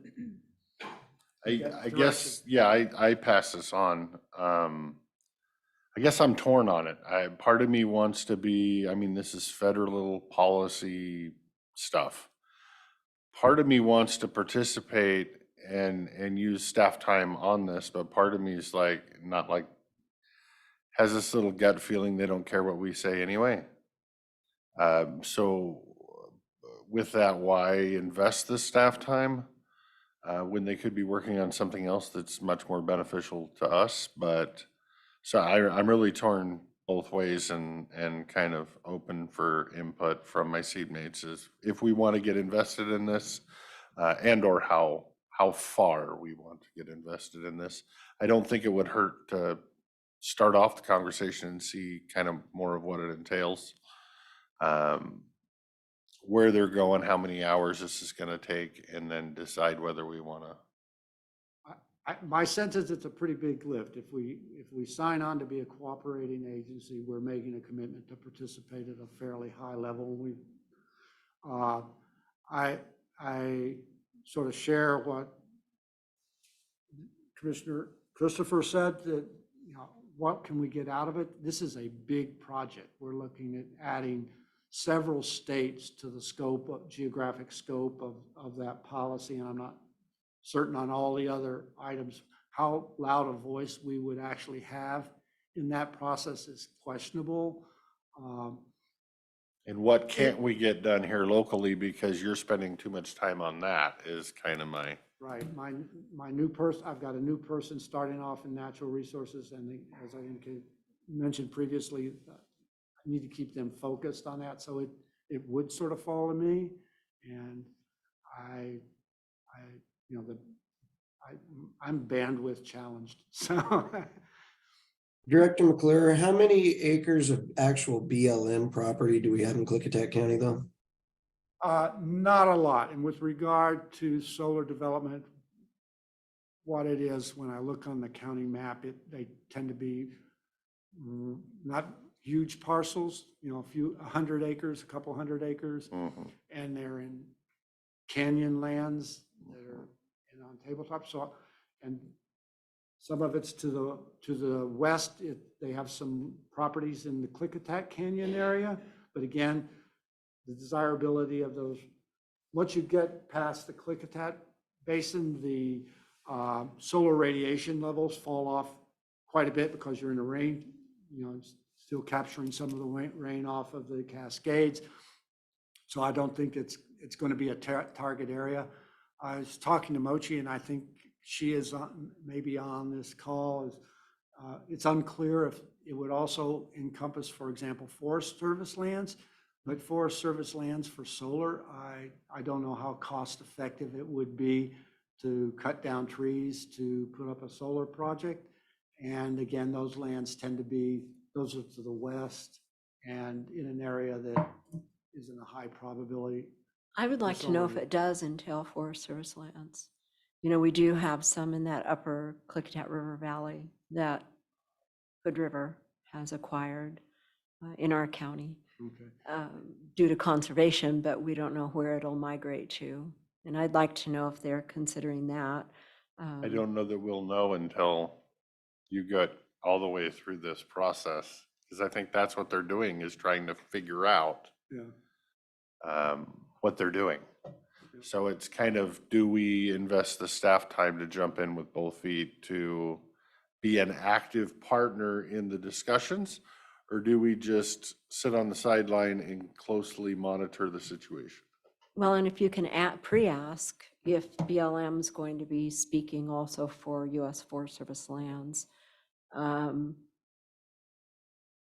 Yeah, if we could be minimally involved somehow and comment at least within our own county. I don't like being absent at any table, Yeah. not having our crack at it, but you can't do everything. Right, we can track it and review the stuff as it goes along and then submit comments as may be appropriate. Without making a commitment that we're going to be participating in all those meetings and reviewing all that material and then being on policy subcommittees. That's where I'm at, so But if they are going to be inclusive of the US Forest Service lands within our county, that bumps up your acreage. Yep. So that would be a good thing to know. Okay, and maybe Mochi has made it further. When I read it, it's ambiguous because they use the term public lands and it throws some uncertainty as to what the scope of that is. Federal lands. Okay, so we'll do some, I hear my directions to look and see if we can find out for sure whether it includes Forest Service lands, but at this juncture, Yeah. the board is likely going to say, watch it from a distance, I think is. And just now that you said it in other terms of what it says in that line, what is their scope of public lands? yeah. That I'd like that answer from them. Okay. If possible. I was gonna say, good luck with that. I don't I'm know that trying. I would give you that if I was them, so. Yeah, I don't know that they know it yet. yeah, does it include core lands? Yeah, I could, yeah. Yeah. Then you start getting to the east where Mhm. it's more viable solar country. Mhm. Mhm. Yeah, it'd be good for them to define that. Yeah, okay. And that's what I had. Okay. Well, that was the question I had that fell under natural resources. So I have nothing further. Either of my seatmates have anything for economic development, natural resources, or? Not me, Jake. No, go forth and do good work. Oh, there is one other, I'm sorry, there is one other topic. Office space. I was gonna ask you about that. Now, Whitney did a lot of remote work. She worked a lot on the West End and, yeah, and that worked, but the person we're hiring is local and then be in the office is better. I like having face-to-face conversations when needed. We have an office space that Lorena is using for the SBDC. Which one is that? It's the one, the north office there, right next to mine. The storage room-ish, Yes. what I refer to as a Yeah, storage room. there's Okay. not a lot in there. And she comes up here, once a week. She does have Goldendale clients and is working with Goldendale clients in the white salmon even. But most of her work is there. So she'll still be coming up here if we can find her some space for an office in white salmon. And then when she has meetings here, we can get a meeting room on the third floor. We still need to work that out because we're obligated to provide her with office space. But it would be great if we could get her a more permanent office in the White Salmon Basin instead of that being here, given that the weight of her time seems to be more down there. Weight of her time is supposed to be split evenly. Yeah, but that's if you have the clients, but she's up here participating, for example, in the pub talks that the chamber is putting on. She's working with the chambers. She Right. has I a think part presence of that here, is but outreach. the reality of how many I businesses. was talking to Cafe Genevieve's the other day, and they had apparently no idea of any of the COVID funds that came out the whole way through COVID. They didn't know about any of it. And talked to them about the small business development specialist, and they had no idea we had one. Okay.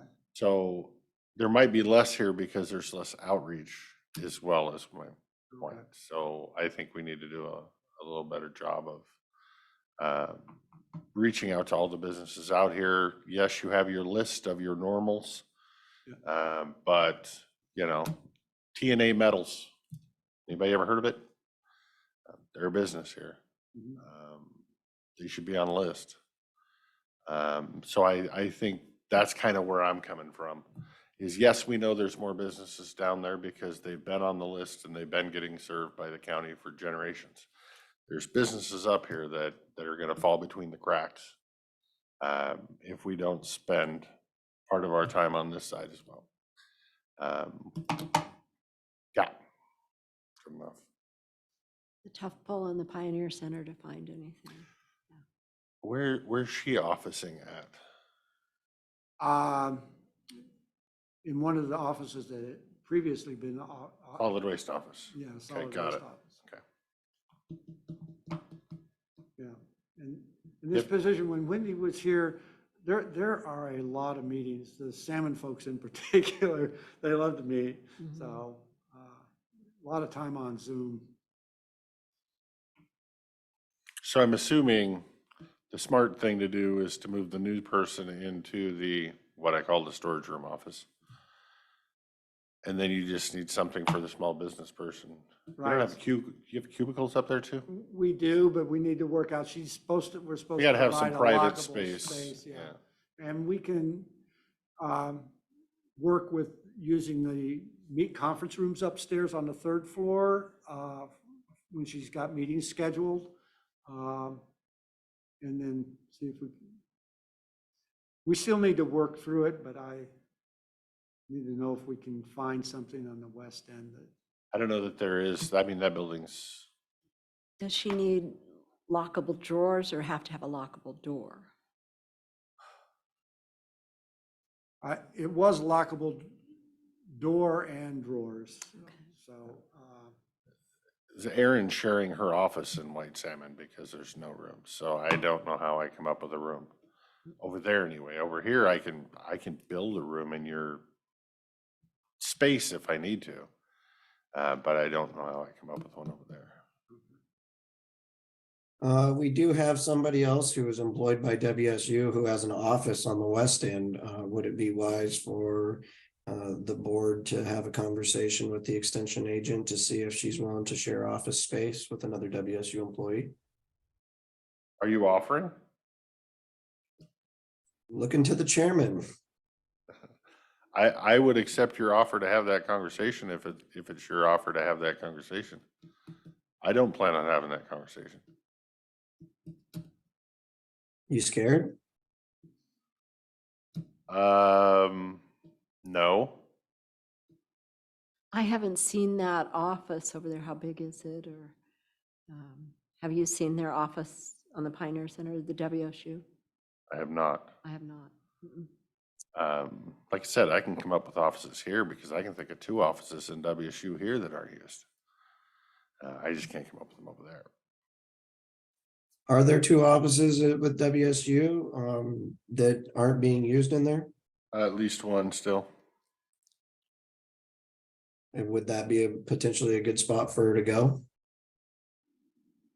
When she's over here, potentially, yeah, but that doesn't answer the white salmon problem. If you'd like me to have the conversation, I guess I can do it. All right, how about that? You have the conversation over there and I'll figure out the potentially stealing her office over here. So we're each going to talk to her? That seems a little weird, but okay. Well, I wasn't necessarily going to talk to her about it over here. I was going to talk to her staff over here, but.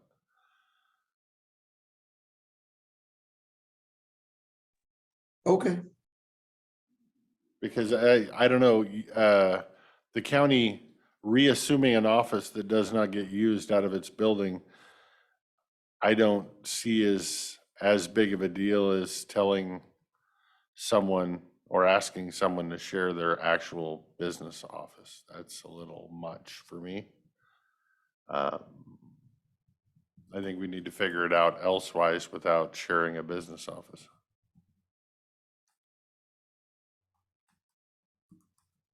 Because I think we need to figure that question out down there, period, because same deal, if Erin's sharing offices, long-term, that is not a solution. We need to figure it out. I mean, we have more shared offices down there. You've got the prosecuting attorney shares and the commissioners and the assessors. And so there's 2 offices down there that are shared, amongst an entire group. Well, and I'm fine with that if for the most part they sit vacant and somebody's only there once in a while. But to literally park 2 desks in a room and they're both supposed to work together side by side 4 days a week is a little much too, so. Something we need to look into is all I'm saying. I need to talk to Lorena more, but as I'm recalling our conversation, it maybe it'd work if if she can get an office in a White Salmon Basin. Right now, she's working out of her home, using it for an office. We're splitting time with Skamania County. And right now she's staying at, I think, the Chamber of Commerce, may have been maybe the office she's using. They're fixing to go into renovation. So it might be that as I recall it, that White Salmon could serve as her central office, and then she can do like she does here, come here once or twice a week, or go there once a week and pivot out of there, so she could have a place to keep her files and stuff that's in the middle.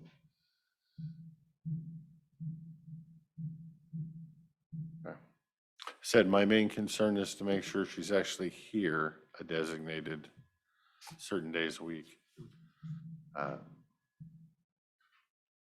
forward. All right, let us work on that and keep reminding us if you haven't heard anything in a week or two. Okay. Very good. Thank you.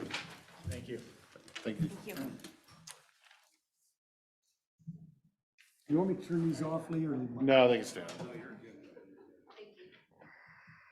Have a good day.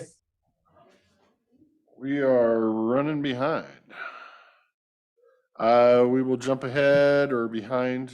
Our 11 o'clock is Code Compliance Officer George Sendejas.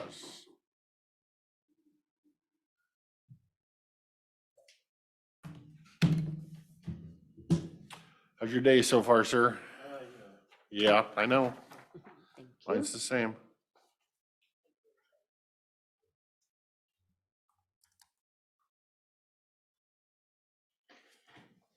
I'm under the weather, so I'm a little hard of hearing. Just letting you guys know. As the weather has improved, my department is resuming nuisance cases. I'm mainly, now that spring to summer would be the ideal time for cleanup. So I've been spending some time on nuisance, mainly focusing on cases that have been closed or reaching a year since opening. Open cases have risen from 25 since our last update to 27. One case was closed after I verified permits and did a site inspection. Potholes Road was part of my last update, which they had received a 90-day grace period. These grace periods are a last attempt at voluntary compliance, which is always ideal for the property owners and taxpayers of Klickitat County. Cleanup of potholes is now at an estimate 90% completion. The removal of 3 non-worthy road trailers, a greenhouse, multiple appliances, and household trash has nearly brought the property to compliance. The removal of 2 to 3 junk vehicles would close the case. This is a drawn-out reminder that a callous approach is only sometimes the correct answer. There's no doubt that cleanup to this property would have quickly superseded $20,000 to $30,000 if ran through a public bid. Well, let me be the first to say well done on that. Keep up that. Yeah, which 90-day grace periods hadn't really been offered before, which I think it's worked out pretty well, giving people the last opportunity of, like, this is your deadline. A property of 400 Sirius Woodland has conducted 5 Hulk inspections since the last update with the verified removal of 2 vehicles. The current tenant / property owner has assured me that cleanup will continue. As of now, I have noted improvements with every visit and therefore see no need for escalation. Property at 200 Sirius Woodland has agreed to submit a change of use permit, which is, from memory, it's a plumbing permit. with a self-initiated timeline of no later than the end of March.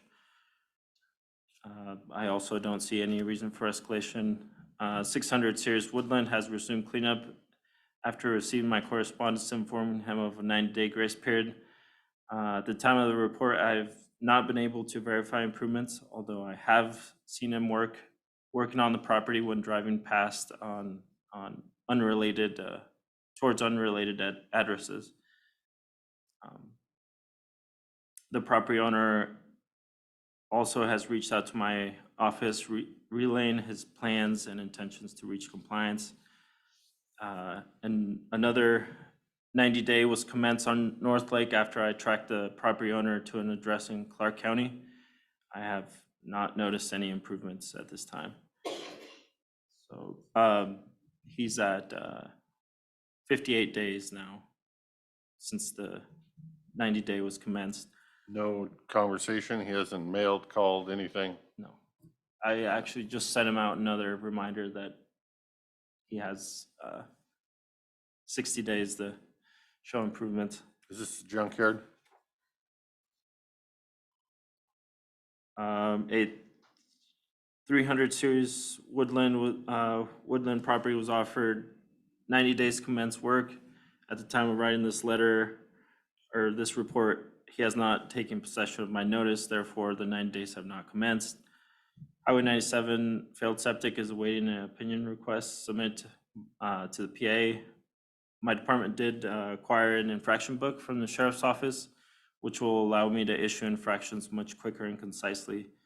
I did speak to East District Court before implementing these new procedures, which admittedly they actually were the ones that suggested I went that route. While on the topic of procedures, I'm working on flow charts and recommendations for improvement to my department's standard operating procedures. I have contacted comparable counties, including Adams County, Pacific, and Jefferson, which are the closest in population, landmass, unemployment rate, and median income. As of writing this report, I've been able to contact 2 of the 3 comparables, of which none had an operating code enforcement or compliance. I will be expanding my parameters in an attempt to sit down with a running department, although realistically, department funding capabilities and resources will differ from smaller county like ours with every expansion. Have you reached out to Goldendale or White Salmon code compliance and talked to them about anything? So, yes, theirs are, Different. yeah, far different, yeah.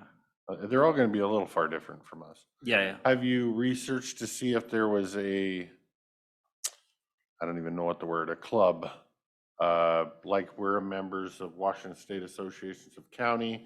There's a Washington State Association of County Solid Waste and Public Works and Engineers. Is there a code compliance one? I don't know. There was, I forget the acronym. They're actually pretty big here in Washington, but they haven't gotten together since COVID started. It doesn't sound like I think the next upcoming training is sometime in September from memory. So nothing. Nothing soon, but keep it on your radar. Yes. Yeah. Although seeing other, going through people's websites like Adams County and Pacific, I was able to pull some good ideas from them. Adams County has complaint forms that you can fill out online and then submit. E-government, really? We need to talk about that someday. Yeah, complaint forms they can fill online, and then they can submit PDFs, so they could potentially include pictures. You might not find a lot of comparables our size because those other comparables don't have $9 million a year in revenue from the landfill and $7 million a year from windmills. So we offer a little more service than comparables. So you might actually have to jump up to the next population rung to find code compliance in other counties. Washington Association of Code Enforcement has an April spring workshop you may want to look into. Very good. Okay. Yeah, admittedly, it's been a while since I looked at their website. I was also, Pacific County has bulk inspections that are done by code compliance at the owner request, which right now we're doing our junk, forgot the acronym, the junk vehicle affidavit. We're doing them through the sheriff's office, which Pacific has a request form that they can fill out, and essentially it's inviting code compliance over to the property to verify, do the JVAs, and then I would essentially submit them to the state of Washington and then email them their junk affidavit, essentially, and then that gives them essentially permission to remove the vehicles from their property if they don't have titles or they just want them, scrap them. So you're saying doing it that way would streamline a process to essentially allow somebody to get some junk off their property. Interesting idea. And it would free up some time from the sheriff's office. They wouldn't have to, we wouldn't have to involve law enforcement to, inspect junk. Then there's also, admittedly, there's also safety concerns, but I mean, that's. I'm not opposed to the idea if we can get the department running smoothly and efficiently and whatever, taking on, this would be a new responsibility. Branching out and taking that on makes sense. But I would hate to try to do that right now and add one more piece to a plate when you're kind of struggling with your fork. Yeah, I'm trying to come up with SOPs, and some of the things that I've noticed is that I just dislike reaching out to other departments and then kind of waiting on getting a response back. So I would like to keep everything at least as much as I can within my own department, and then taking some workload off of the sheriff's office also. But I can definitely streamline that so that with every visit, it's not just, well, I'll get back to you, and I could just offer forms like, all right, fill this out or send this to me.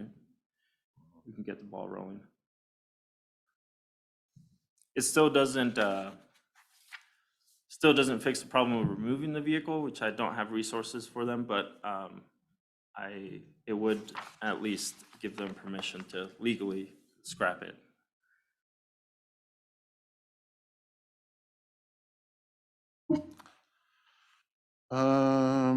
So on the failed septic, you have an opinion request submitted, and that's what we're waiting on is that back? I was, one of the requests was if I could use the case that Lem had opened. There was some questions about policy, and they asked me to just sit tight until they gave me an answer. Okay. Okay, any questions, Mr. Anderson? None here. The trailer down Oh. at Pitt is gone. Oh, it's finally gone? It's gone. And I didn't know if that was out of your work or, That was, the sheriff's office had tagged it a Okay. couple times, and good. we just have towing companies, it's hard to convince them to come out. Somebody came. Yeah, somebody came. Yeah, that's good. Which that does bring me to another point. There is other counties or cities. I'll use city because my wife works for the Dallas City Police, and she's patrol. Whenever they call a tow company, I believe they have a contract which does not allow them to pick and choose what they are picking up. And I think that would be beneficial in our county if we had just somebody that essentially we trusted to work to, but they couldn't choose which items they wanted to pick up or not. I don't know that we have a agreement at all Yeah, with anybody at this point. but it's just an idea. Yeah. Does the sheriff have agreements in place? I'm not sure. I do know we use bishops and geez, I'm blanking. Towing company in Carson, I believe, Mhm. which was the one that towed me. Yeah, and that, yeah, so I don't know. I don't know if they have contracts with them or they just call whoever's available.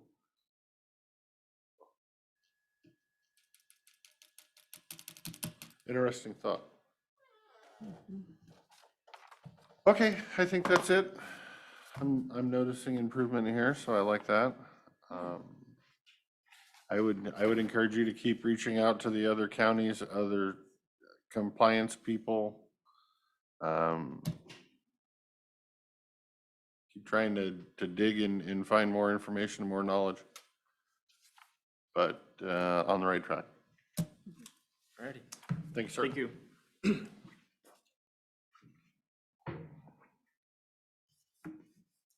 Alrighty. That brings us to the end of our morning workshop. I would entertain a motion for lunch unless somebody had something they wanted to. Do you guys want to do any board pending right now, since I'm gonna have to be gone right at, just about after,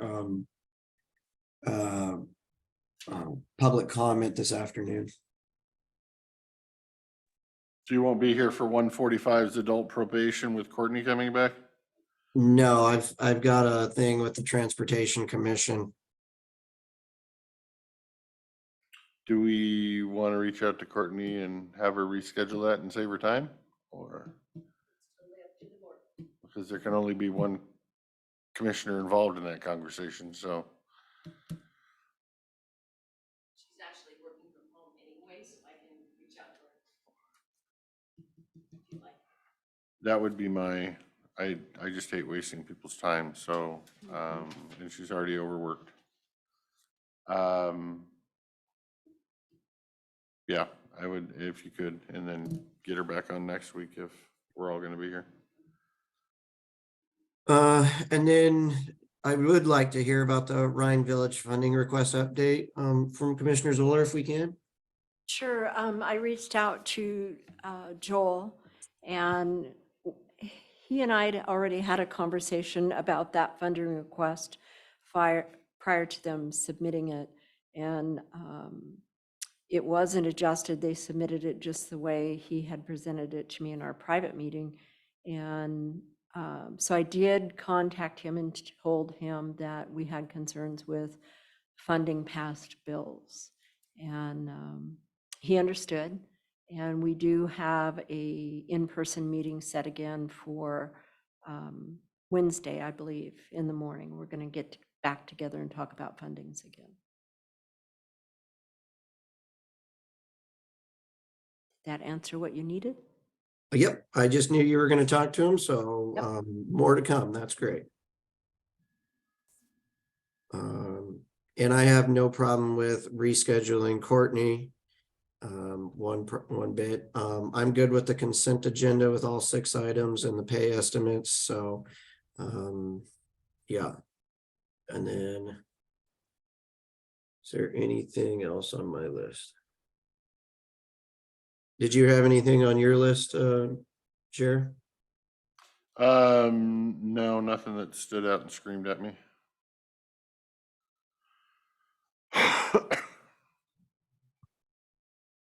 Okay, so I will be meeting, I met with Senator Curtis King this morning. I'm gonna be meeting with Chris Corey this afternoon. Is there anything either of you would like me to discuss with him with regards to legislation?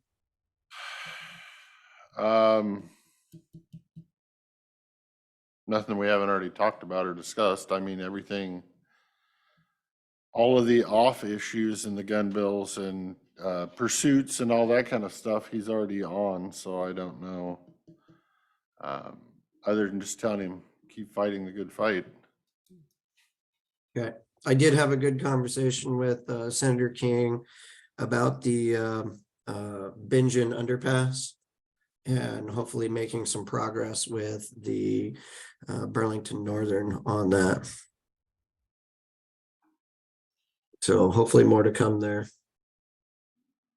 And I haven't had this conversation with Joel yet all the way, but I think if you could speak with Senator King or bring it back up for his support for that funding for Columbia Gorge Housing Authority for the White Salmon project for the elder care facility. Oh, That was still kind of moving and we need his support on that. I didn't talk to him about that. We were talking transportation this morning. That's okay. I don't have any more time scheduled with him. Do we need to have that conversation with Chris Corey as well? It wouldn't hurt. Okay. And I I was, would plant the seed. I don't know. I think Curtis King was more of an appropriation than Mr. Corey can give us, but yeah, anything that helps keep that project moving. And that's what I was talking with Joel about tomorrow. Okay, and the other thing was we had that email from Nicole Lundin about a letter of support for the Goldendale Airport. Did you guys want to have a discussion about that? It's already passed. it's passed. It needed to be done that day. Well, usually they'll still accept the letters of support even after the application goes in. It's news to me. She told me she needed it back that day, that night. It was like 2 hours from when she gave it to us. Okay. And I think I asked that question. I think Lee reached out to her and I don't think she got back to us that it could be submitted later. You already, you I asked asked that. that question and Lee reached out and asked her if it could be submitted later for our approval and she didn't return our email. Right. Okay. Yeah, no, I reached out to her and I told her I would have a hard time because I need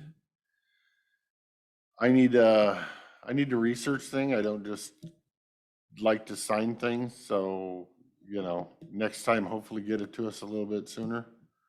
Well, my issue is I think that was one that was in direct competition with the RFA grant CDS for the Columbia River Gorge Airport. That was my worry. So I wanted to know what funding source, and it came back as apparently not the same funding source. But again, I did not have time to research that myself.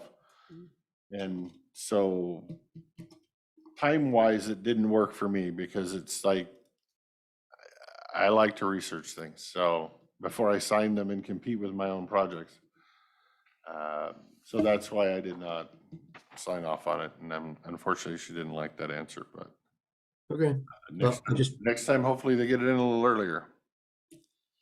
just wanted to make sure we're all on the same page.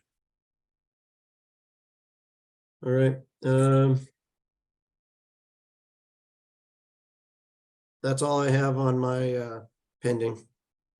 Okay. And you're going to be here for public comment and then leave? Is that what you said? Yeah, Okay. I'll try to be on for public comment or as much of it as I can. Okie dokie. If no one has anything further, I would entertain a motion for lunch. So moved. And I'll second. Okay, we have a motion and a second to adjourn and be back at 1 o'clock for lunch. All those in favor say aye. Aye. Aye. Aye, motion passes. See everybody back at 1. Alrighty, be at 1 o'clock. We're going to call our afternoon business meeting of the Klickitat County Commissioners to order. Let the record show that all 3 commissioners are present. 2 are in chambers and Commissioner Anderson is on Zoom. We will start with the Pledge of Allegiance. I pledge allegiance to the flag of the United States of America and to the republic for which it stands, one nation, under God, indivisible, with liberty and justice for all. Thank you, everyone.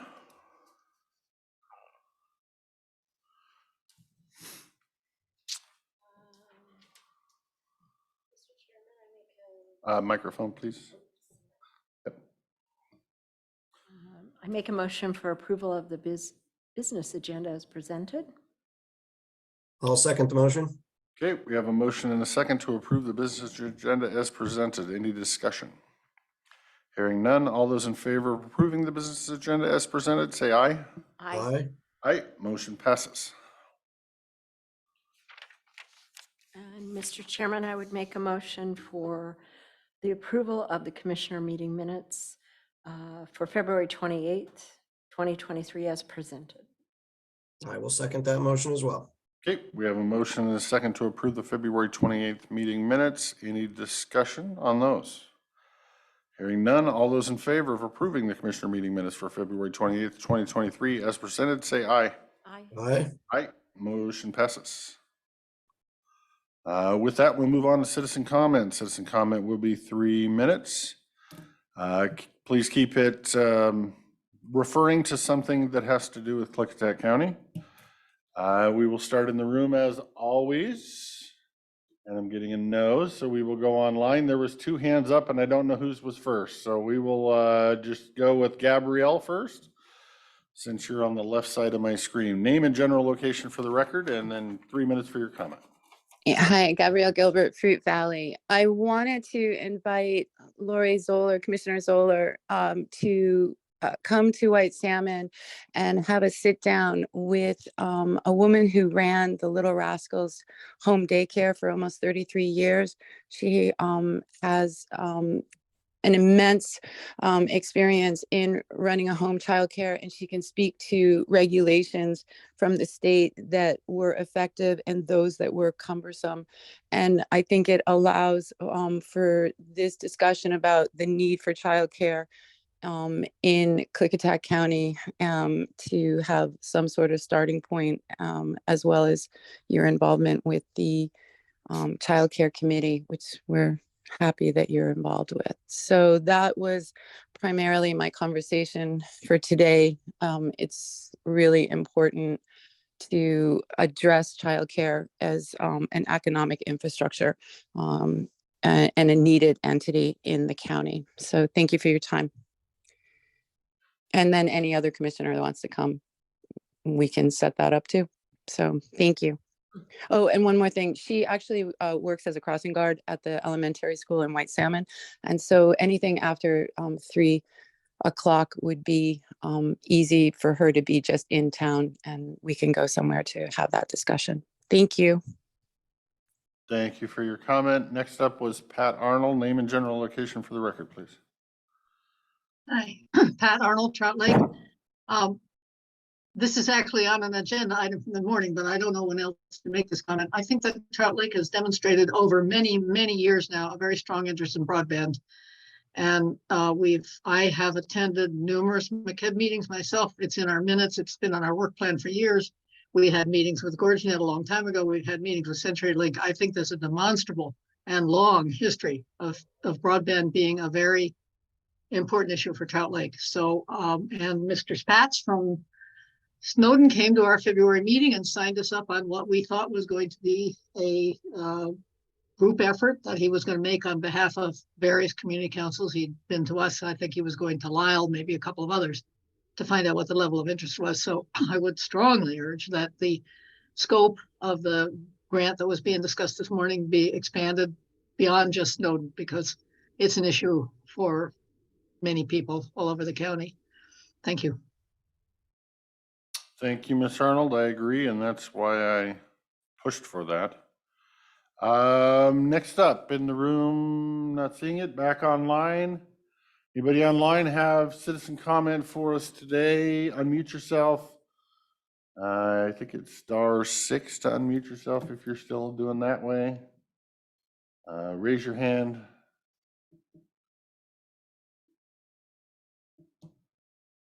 Not seeing anything. All quiet on the Western Front.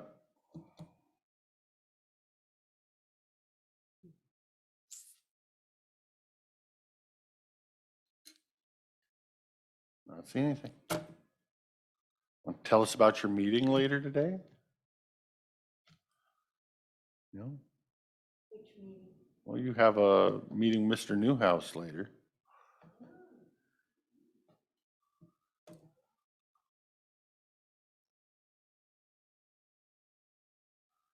Anybody online have citizen comment for us today? Here's one. 7211, go ahead, name and general location for the record. Greg Wagner with Cease.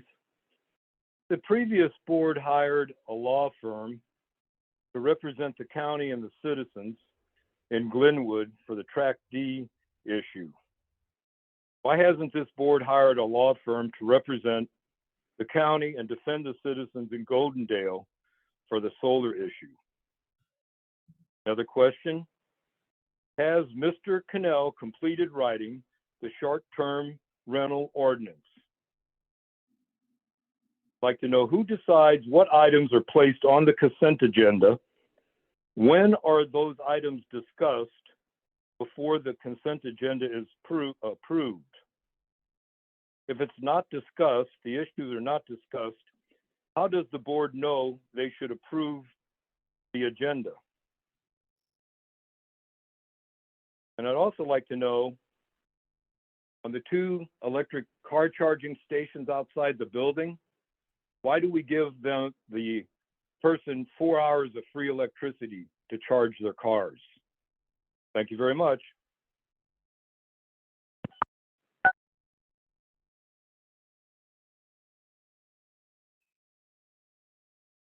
Sorry, taking notes here. Many questions in there. All right, anybody else online have citizen comments?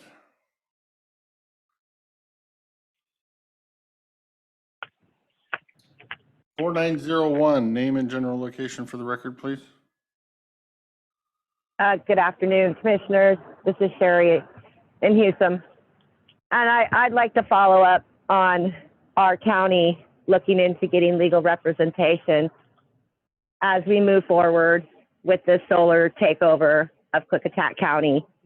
We've proven, we've given you facts. I've emailed you the lawsuit that's happening in Maine that's ongoing, continuing to waste Maine resources and their funds over there as they're being sued by Avangrid for a transmission line. Yeah, like I said, I've emailed you that lawsuit. And these solar corporations, foreign entities, are legal giants, and they are not going to be nice to our county. And they're going to leave us with a Superfund cleanup. And it's time that our county stops kicking the can down the road and maybe look into getting some legal representation, perhaps an injunction, as these large entities continue to threaten our county and our beauty. With, again, we're hoping that you're listening to the public as we try to educate you of what we find out. And this is not misinformation. These are things that are really happening. I've encouraged our county to look into the giant Tetra Tech, the environmental studies that they submit for all of these green energy projects. This is important that you look into this company, and the Department of Justice has a lawsuit against them right now for eco fraud. And before our county continues to accept environmental studies, this must be looked into. I am, again, as always, pleading with our local officials who have power over our local planning to protect this county and our future from the green energy scam that's happening all over the world right now. So thank you for your consideration in the future of this county, the future of the children who will pick up this mess if we allow it to take over. Thank you. Thank you, Ms. Bosquet. Anybody else online have citizen comment for us today?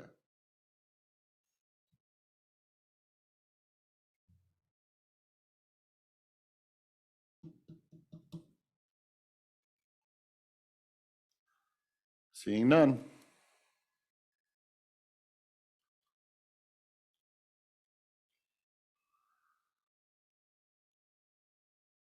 We will do some work here in signing our documents and reading documents. If anyone does have citizen comment, please raise your hand or unmute yourself, get our attention, and we will take your testimony.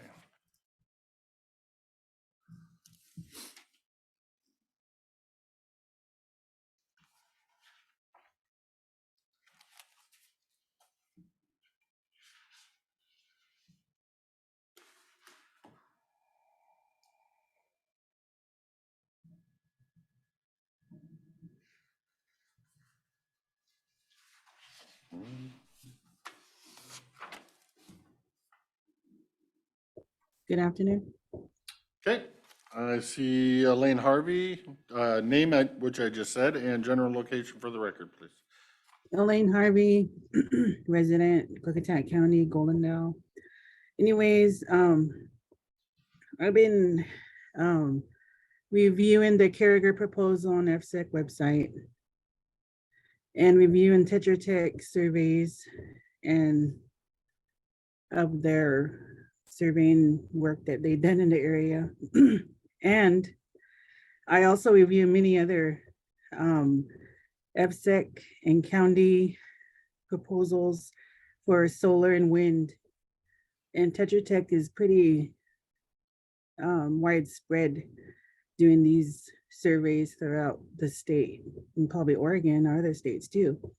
But anyways, I find through my reviews, because I work for the tribe and it's part of my job reviewing EISs and contractor reports. And, you know, I'm not 100% satisfied with their work.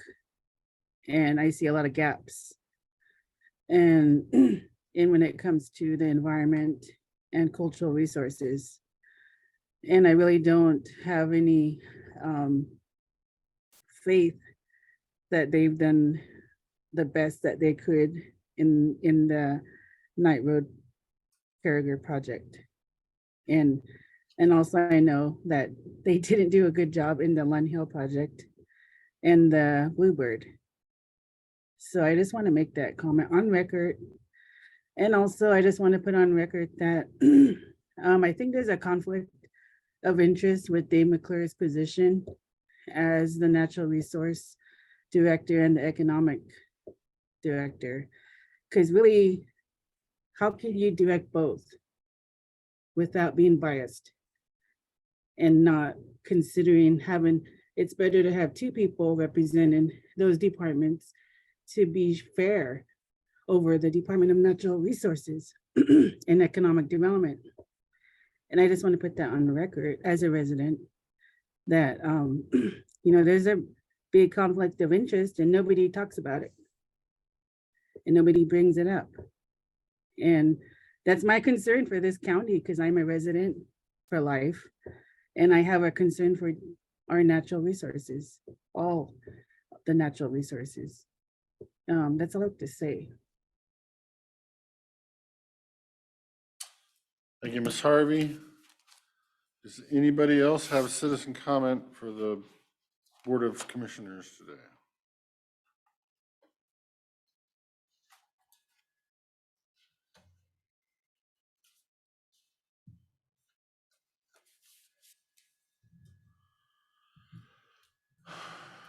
Not seeing anybody. If you have citizen comment, please unmute yourself, raise your hand, or just say something and get our attention.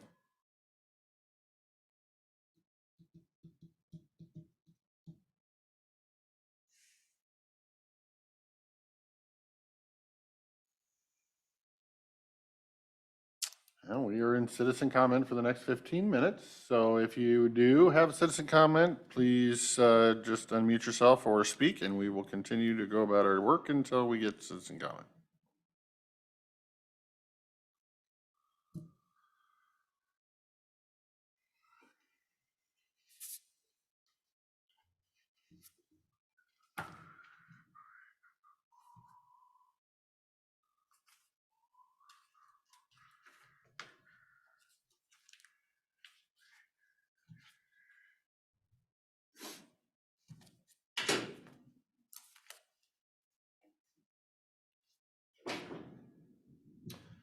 Pass those over for me.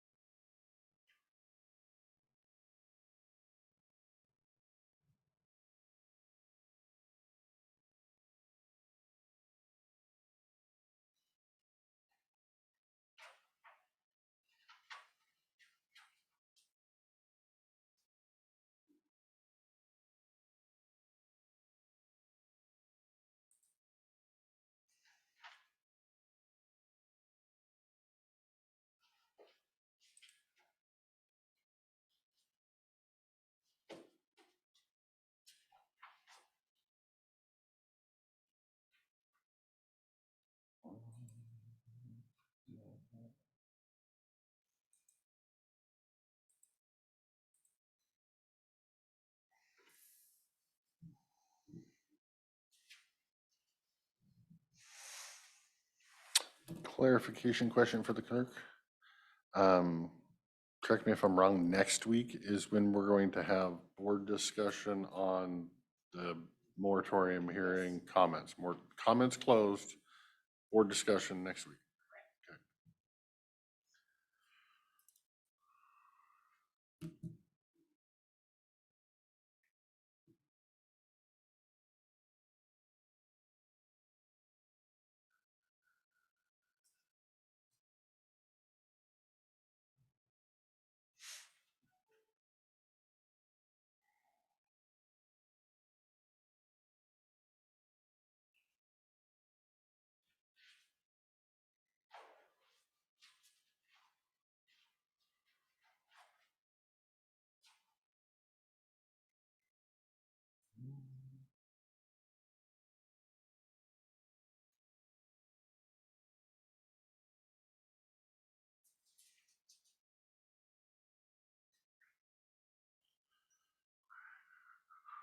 We are still in citizen comment. If anybody online has citizen comment, please raise your hand or unmute yourself and get our attention. We will be in citizen comment for about another 5 minutes.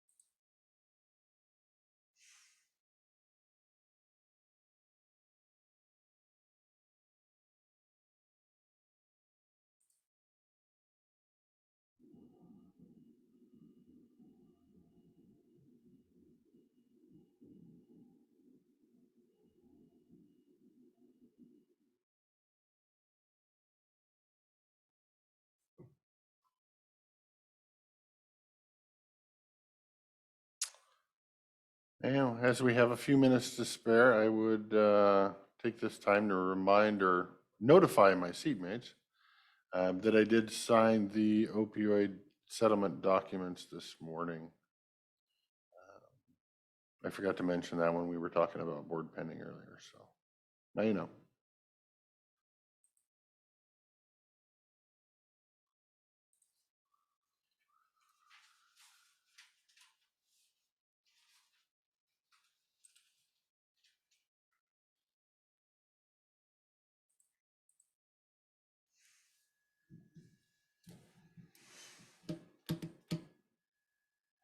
Still in citizen comment for a few more minutes. If anybody has citizen comment in the room or online, unmute yourself, raise your hand, state your name, get our attention.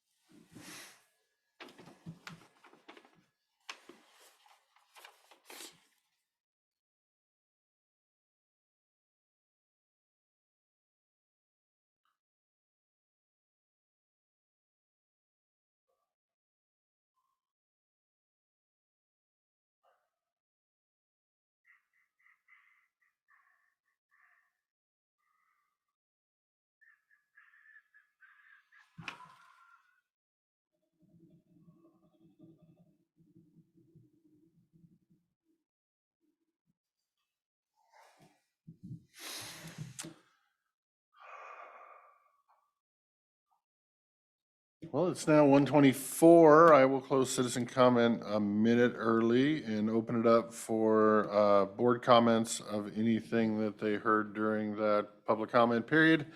Or if they have any questions or answers for any of the people that had testimony. Would either of my seatmates like to go first?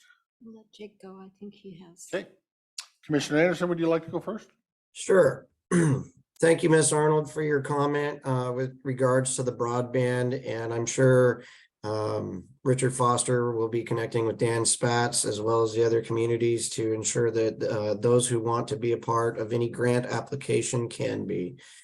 With regards to Mr. Wagner, with regards to hiring law firms, the county commissioners cannot hire law firms. We have to get the sign off from the prosecuting attorney before we can hire anyone to represent us. The prosecuting attorney is the one who represents us and is actually the one who ends up hiring an outside legal counsel.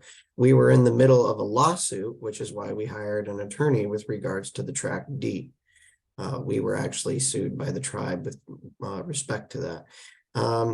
In terms of the consent agenda is built by staff, and staff is usually pretty good at knowing what we should put on as new business and need discussions on versus what is just regular business that we're signing documents that we've signed the same over and over and over again.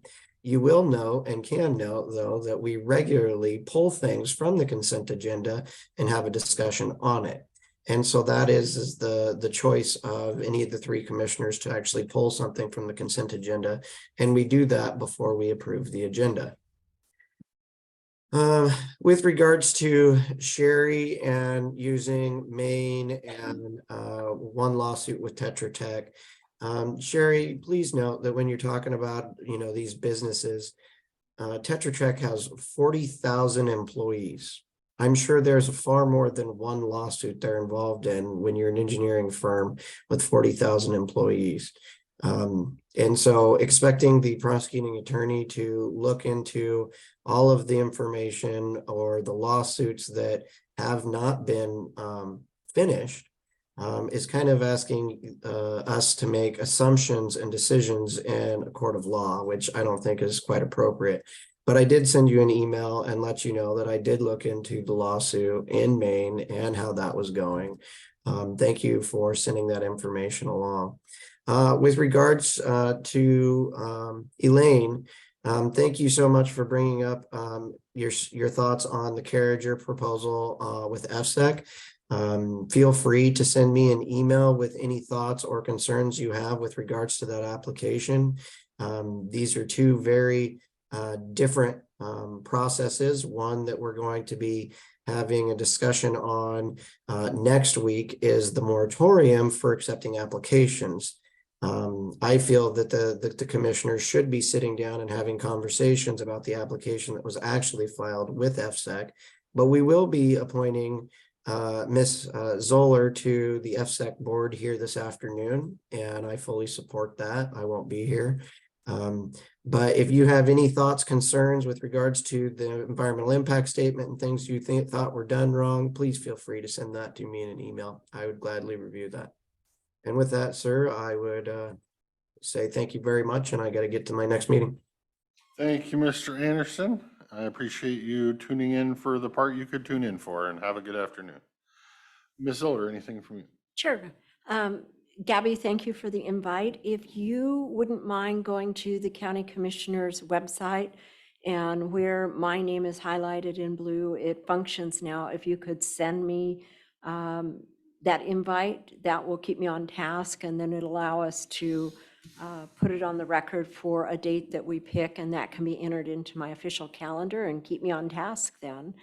That helps me stay organized. I would appreciate it if you can do it that way. Ms. Arnold, we did talk about broadband this morning. I don't know if you were on then.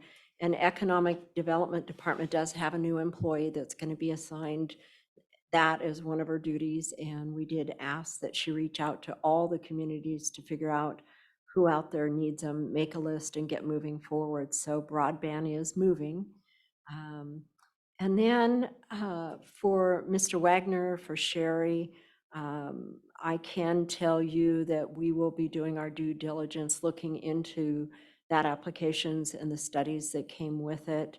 And as far as legal counsel, I have no problem at any time talking to my seatmates when we hit that point or wall where we feel we need consultation and reaching out for that and suggesting that we need that.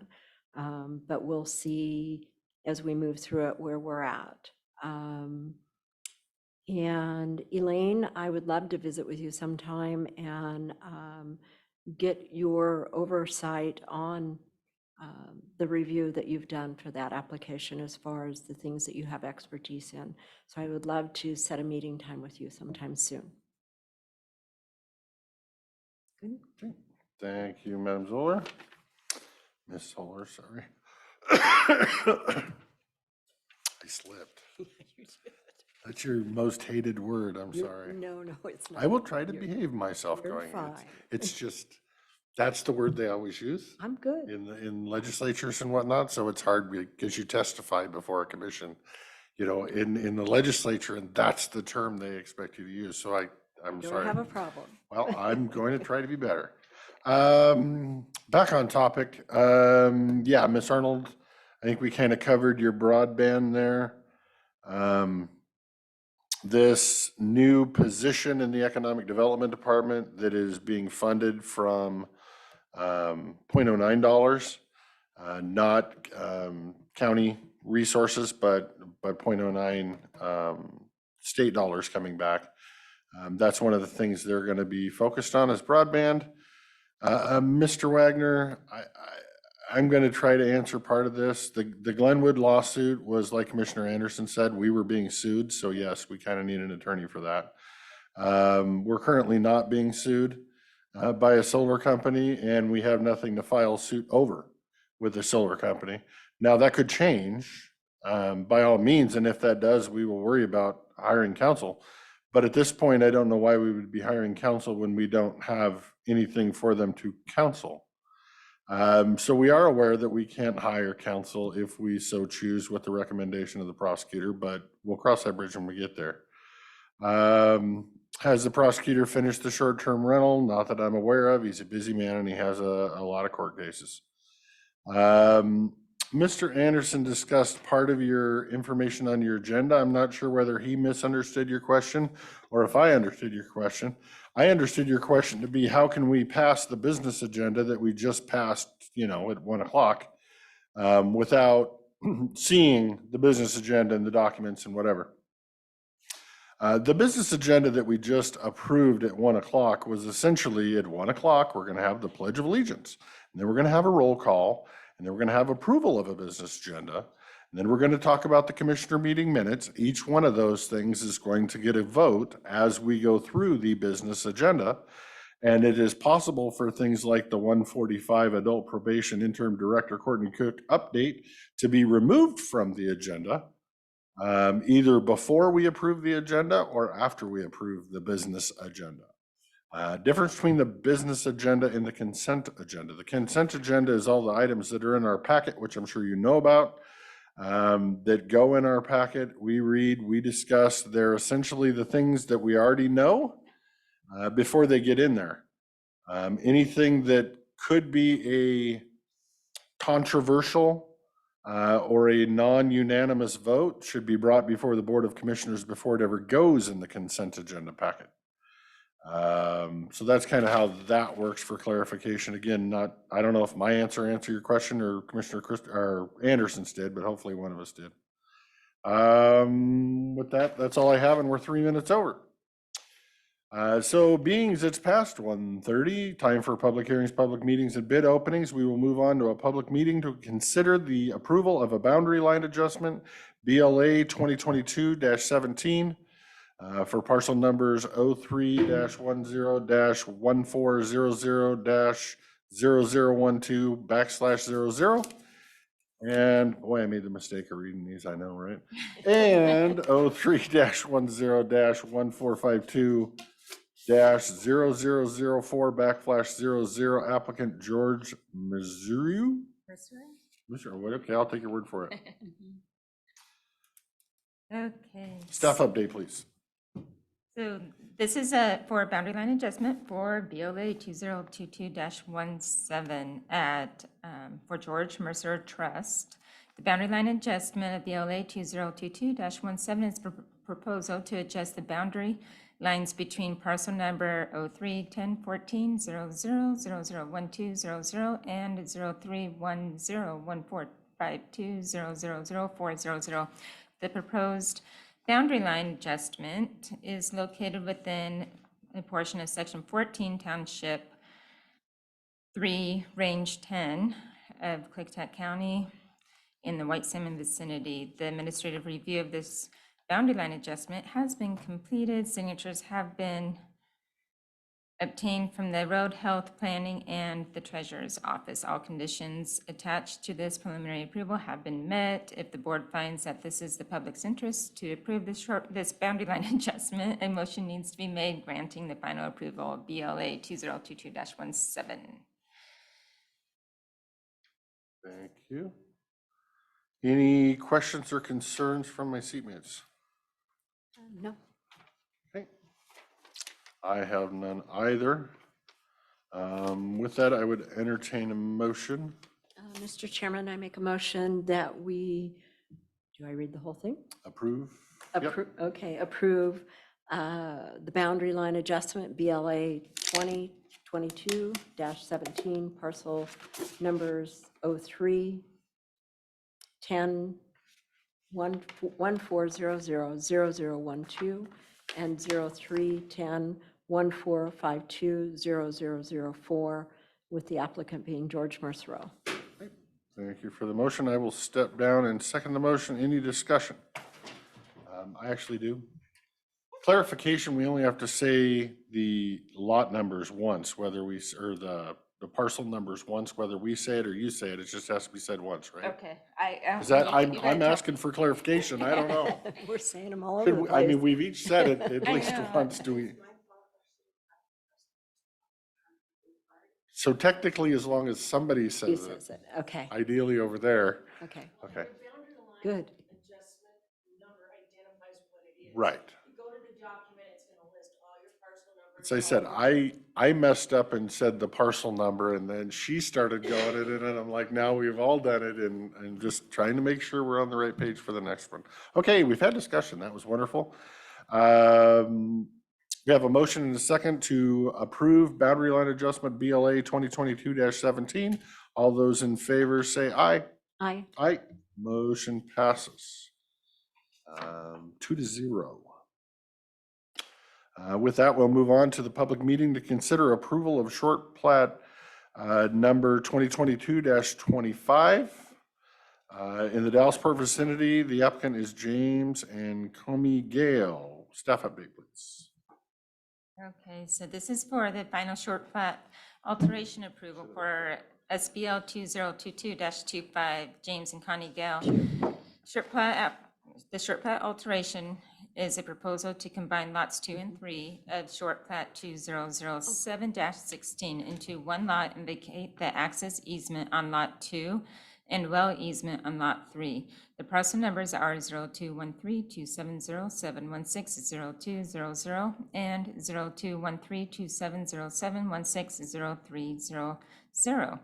The proposed short plat alteration is located within a portion of Section 27, Township 2, Range 13 of the Willamette Meridian, Klickitat County, Washington, in the Dallasport vicinity. The administrative review of this short plat alteration has been completed. Signatures have been obtained from Road Health Planning and Treasurer's Office. All conditions attached to the preliminary approval have been met. If the board finds that the public's interest to approve the short plat, a motion needs to be made granting the approval of SBL 2022-25. Perfect, thank you, ma'am. Any board discussion about this short plat down in Dallasport? No, I'm good. I am as well, so I would entertain a motion. Mr. Chairman, I make a motion that we approve short plat number 2022-25. We have a motion to approve short plat 2022-25 in the Dallasport vicinity. James and Connie Gale. All those in favor say aye. Aye. Aye, motion passes 2-0. Perfect. Did you have one of those pens in your I little have one. box? Yes, I did. I found it. Sharpies were good too. They just leak a little bit. Oh, you got the other pen in there too. Yeah. This Oh. fancy one here. Okay, got it. I forgot. It needs a little fluffy, one of them little fuzzy head gnome things. Do we have another one to sign or just that? Nope, somewhere over there? Got it.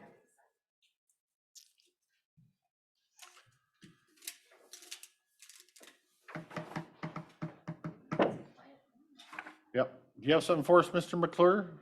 I saw affordable housing was on the agenda, so I'm just sitting here. I don't have a microphone on my. Oh, the Rhine Village. Is that what you were talking about? Yeah, I'm just sitting here and see if something comes up that I need to respond to. We kind of already talked about that, but if you need to, Commissioner Zoller can give you a brief what we talked about. I listened to it last week. I just saw it on today's agenda. Well, we talked about it this morning, board pending. Anderson brought it up because he wanted to know what was going on. Just an update on our decision for last week. Okay. And that if I'd made contact with him, and I have. Okay, Okay, thank you. So nothing exciting. Thank you, ma'am. All righty. With that, we are moving on 141. At 140, we have miscellaneous reports. At this time, we have a letter appointing Lori Zoller as the voting member of for the Washington State Energy Site Evaluation Council, or FSEC, to provide local insight to the FSEC process for the proposed Carriger Solar Project by Cypress Creek Renewables. This is docket EF 230001. So essentially, FSEC is asking us for one commissioner to appoint to this project. This project is in District 2. Commissioner Zoller represents District 2. And we are going to, I believe, appoint Lori Zoller to sit on FSEC for this project. Do we need to take a vote on that? Good idea. Okay, well then I will step down and make a motion that we appoint Lori Zoller to be our voting member of FSEC for the Carriger Solar Project by Cypress Creek Renewables. And I'll second the motion. Okay, we have a motion and a second. Any discussion? Hearing none, all those in favor say aye. Aye. Aye, motion passes 2-0. Thank you for accepting that.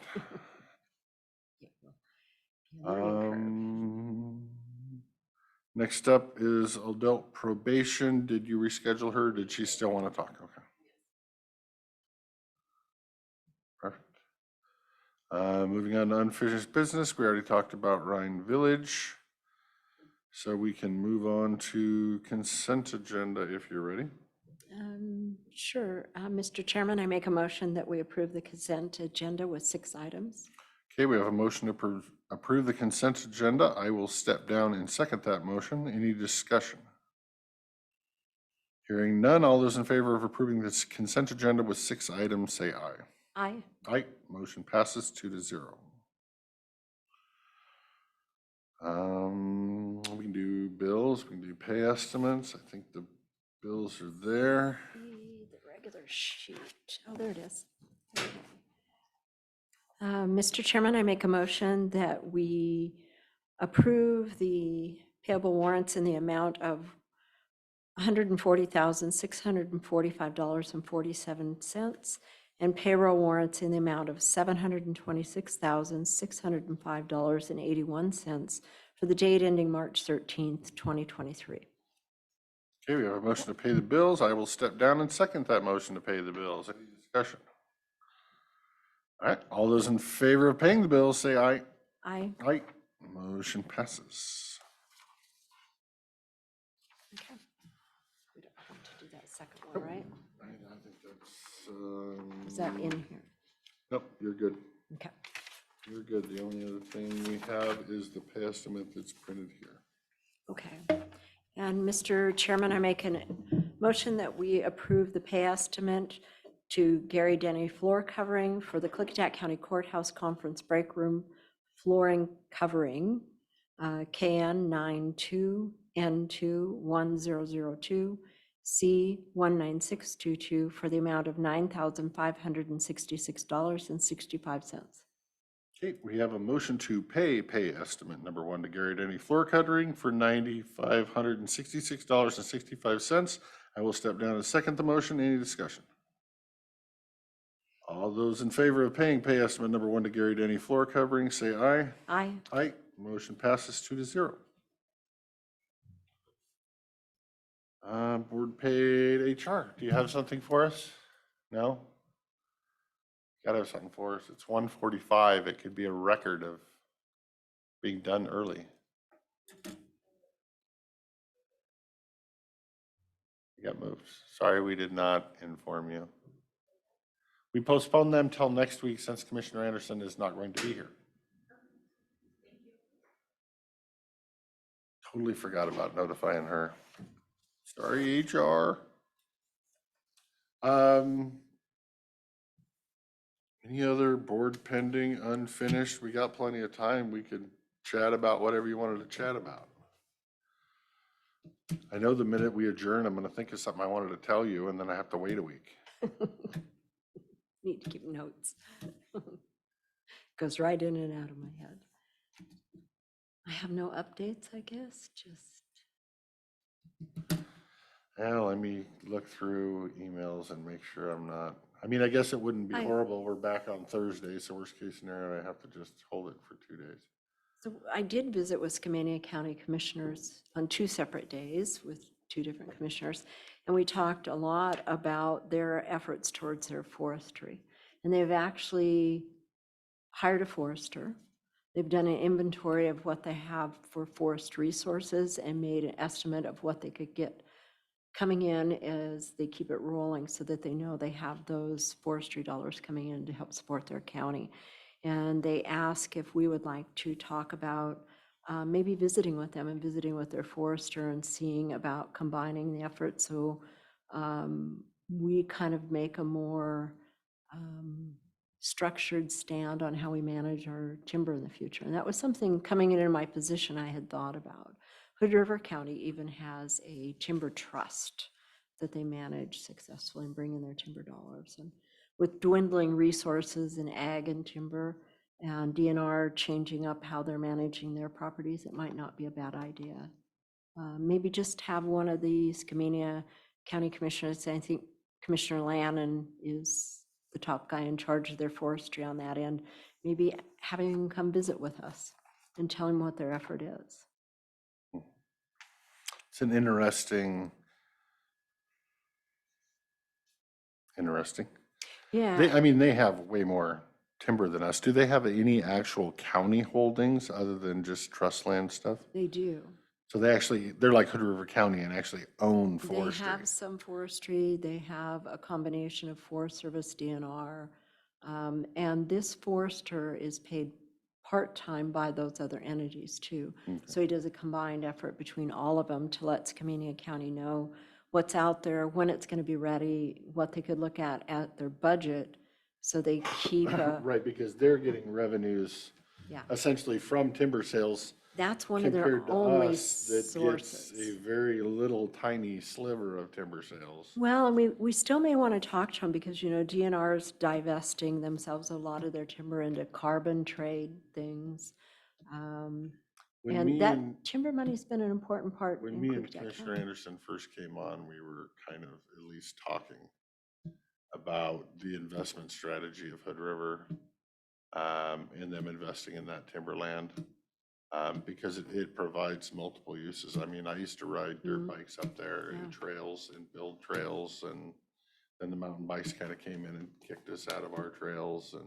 And I did visit with Columbia Land Trust last week too, and they started out as a land trust setting aside conservation property, but leaving it for public use in the beginning. But they have professionalized themselves and sent people away for education. Sherry Carney now represents them for timber trusts. And they're actually coordinating with families that have large parcels of timber, and rather than it be handed down to children who just want to divest of it and move on, and then we lose another timber resource, they've created timber trusts, and those families put them in trust with Columbia Land Trust. They manage them, they log them, and then there's dividends that go out to the families from that. So it's another good way. They're another partner too for helping preserve our timber resources. And we have Mount Adams resources up at Glenwood. So we have a lot of timber partners, more than you'd think. Well, I know there's a lot of private out there in the timber part. It's just a matter of how much is there a county, And how many trees does a county own, kind of thing. As far, if you're hiring a forester, you probably should own some trees. Skamania County actually, I think, owns trees. okay, we could look at that. You know, and so that's why I was kind of, maybe, And Green Diamond is interesting. You know, they bought up SDS, and they are in it for the long run. They're making long-range plans to keep it in timber and not divest of it, which was good to turning hear. it into a bunch of housing developments. That was good to hear. And Lupin, that had a lot of it and just in conservation holdings, Columbia Land Trust has been trying to acquire those properties and keep it in forest or not change I it mean, over. we're kind of apples and oranges, us and Skamania, where we have, you know, our revenues are green energy revenues and landfill revenues, and their revenues are still timber, and they take a big hit from timber, where we really chump change in our budget from timber, but And we still have to be partnered in. For them, there's issues, you know, PILT and whatnot, payment in lieu of taxes from the state on you know, timberland. And we have to be partners with them and help them get their things so they can partner with us and help us get our things. So It may be a conversation we want to have with Mr. McClure. I'd like to be updated on what do we have for timber resources and what do we have for ag? What is left out there after all these years? I don't know how long ago it's been since we took a good look at our resource lands. yeah, no, I'm not An opposed to it. I'm inventory. a little nervous that, you know, their goal is to try to get us to pay for half of their new forester employee or something. That there's more to this than just, hey, you want to hear Well, about some trees? And I don't know if we should even entertain wasting their time talking to us until we have an inventory and know what we have. Well, I don't know that we have a whole lot of anything. I think schools has. I think there's some trust land that the state keeps finagling. Yes, and that's But dwindling. it's not a big number. The carbon tax change is supposedly supposed to keep funding our schools and other things, but that's not a proven number either. What's going to happen when they divest themselves of the logging?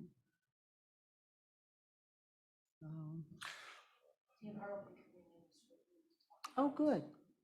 That, trust lanes. Good. I was gonna say that'd be a good time to do it. I was thinking, I wonder when they're coming in for their update. Okay. Woo, That was timely. that answers that one.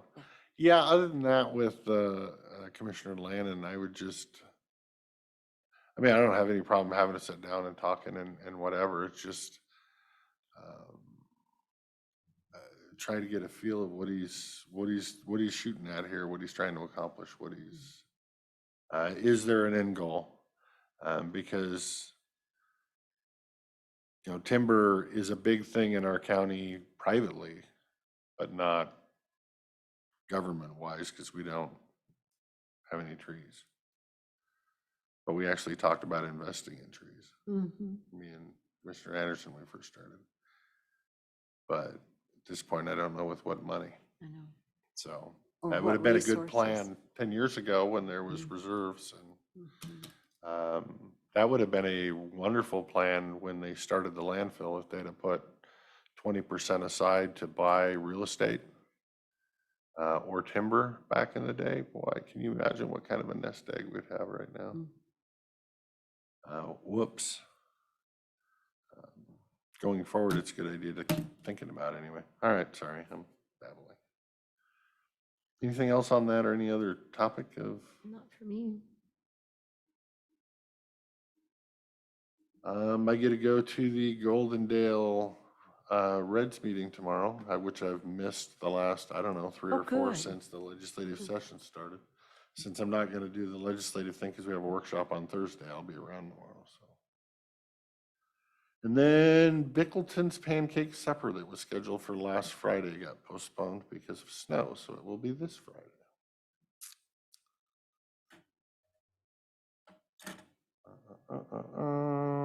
Finance Committee is going to meet on Friday. Jeff King is going to be there to discuss Fund 107 and those issues, so hopefully we can get that wrapped up. Other than that, that's pretty much all I have.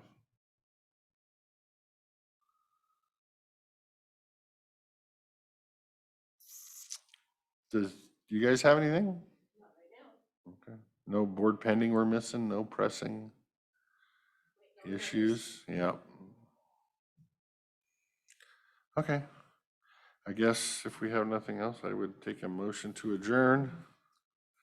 Mr. Chairman, I make a motion to adjourn. Okay, we'll step down and second that motion. So we have a motion and a second to adjourn the regular meeting until 9 a.m. on Thursday, March 16th for the scheduled workshop. Do we need to notice about the meeting tonight?